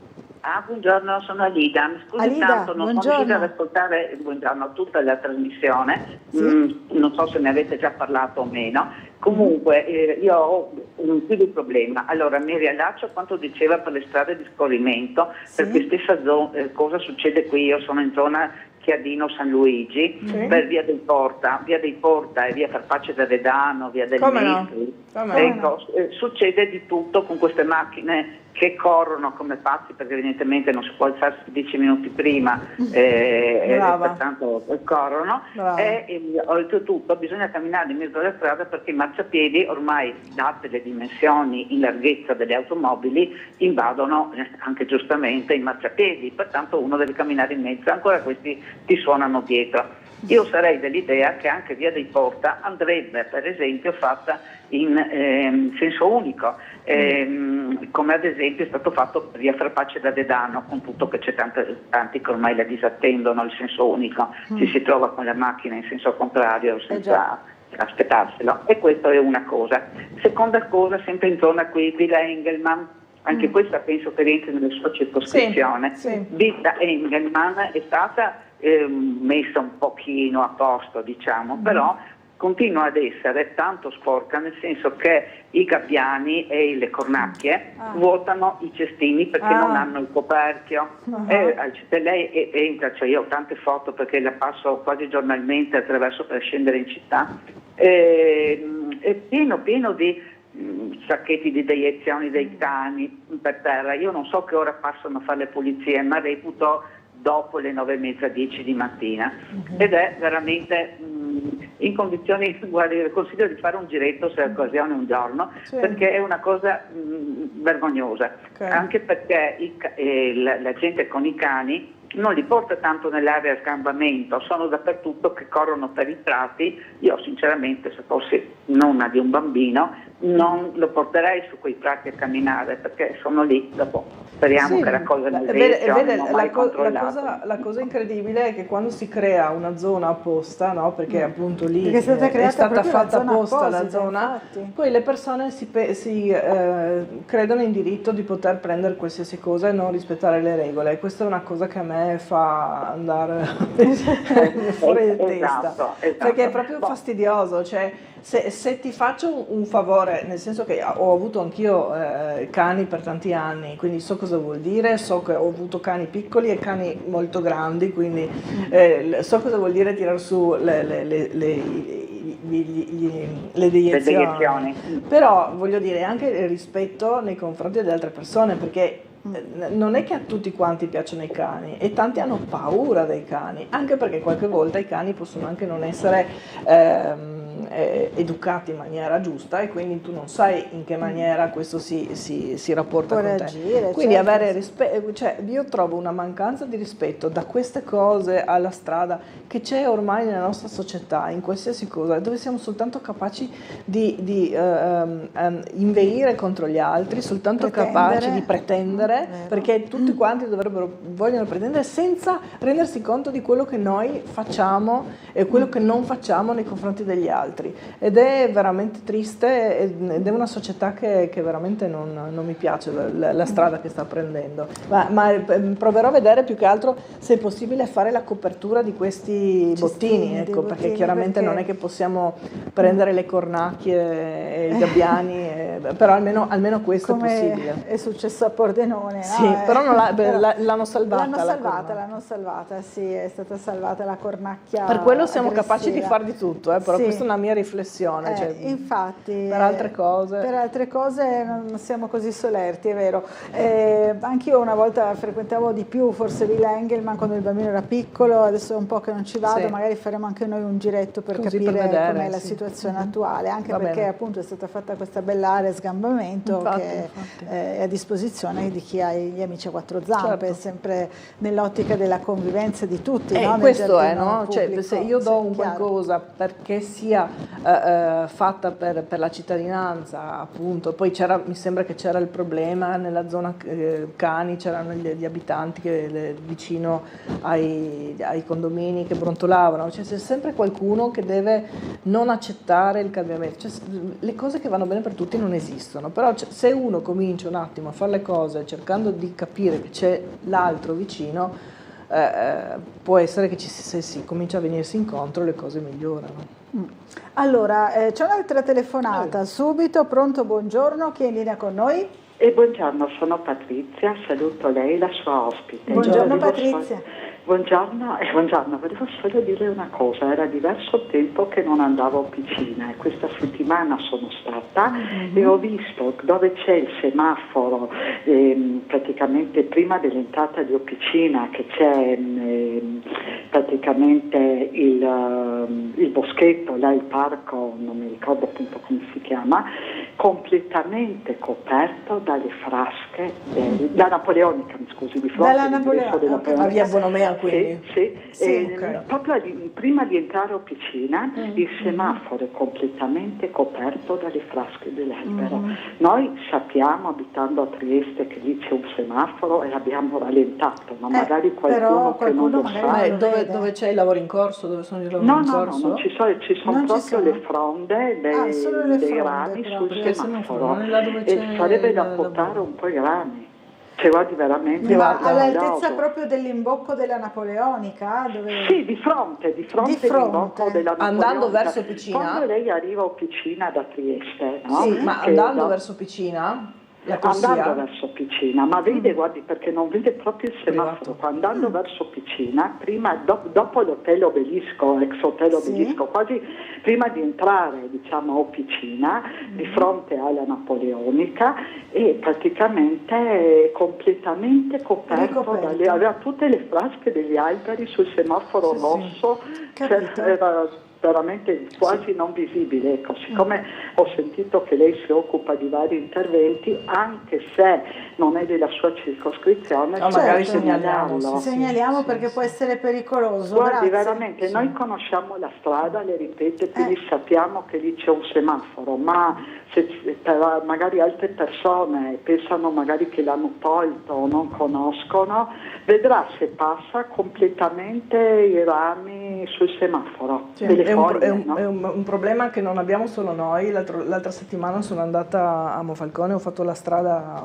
Sistiana, quindi non ho fatto l'autostrada, ho fatto la costiera, la costiera e quindi poi la strada, diciamo, statale, e lì effettivamente c'erano in tantissime zone, non si vedevano i segnali neanche di velocità né niente, erano completamente coperti dalla vegetazione lungo tutta la strada, diciamo, ex Barbianco in poi. Cosa va fatto perché effettivamente ha ragione la signora Patrizia, può essere pericoloso. Insomma, che poi non so se poi quelle strade erano una volta competenza provinciale, se sono competenza del comune, non so, regione, perché può essere che poi adesso magari forse quando si riattiveranno queste province forse sarà cosa buona e giusta che si occupino di queste cose.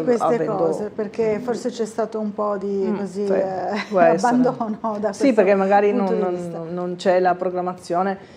Effettivamente bisognerebbe, cioè ogni primavera in questo momento, quando si sa che le alberature sono in esplosione, farsi il giro e tante zone vengono comunque coperte, poi forse chiaramente ci vuole il suo tempo per fare tutta la zona di Trieste, però sì. Chiaro. Allora io ringrazio molto Barbara Odorico per essere stata con noi questa mattina, la invito a tornare a trovarci presto. Grazie a voi, è stato molto interessante. Grazie molte. Grazie a tutti voi che ci avete seguito, buona giornata.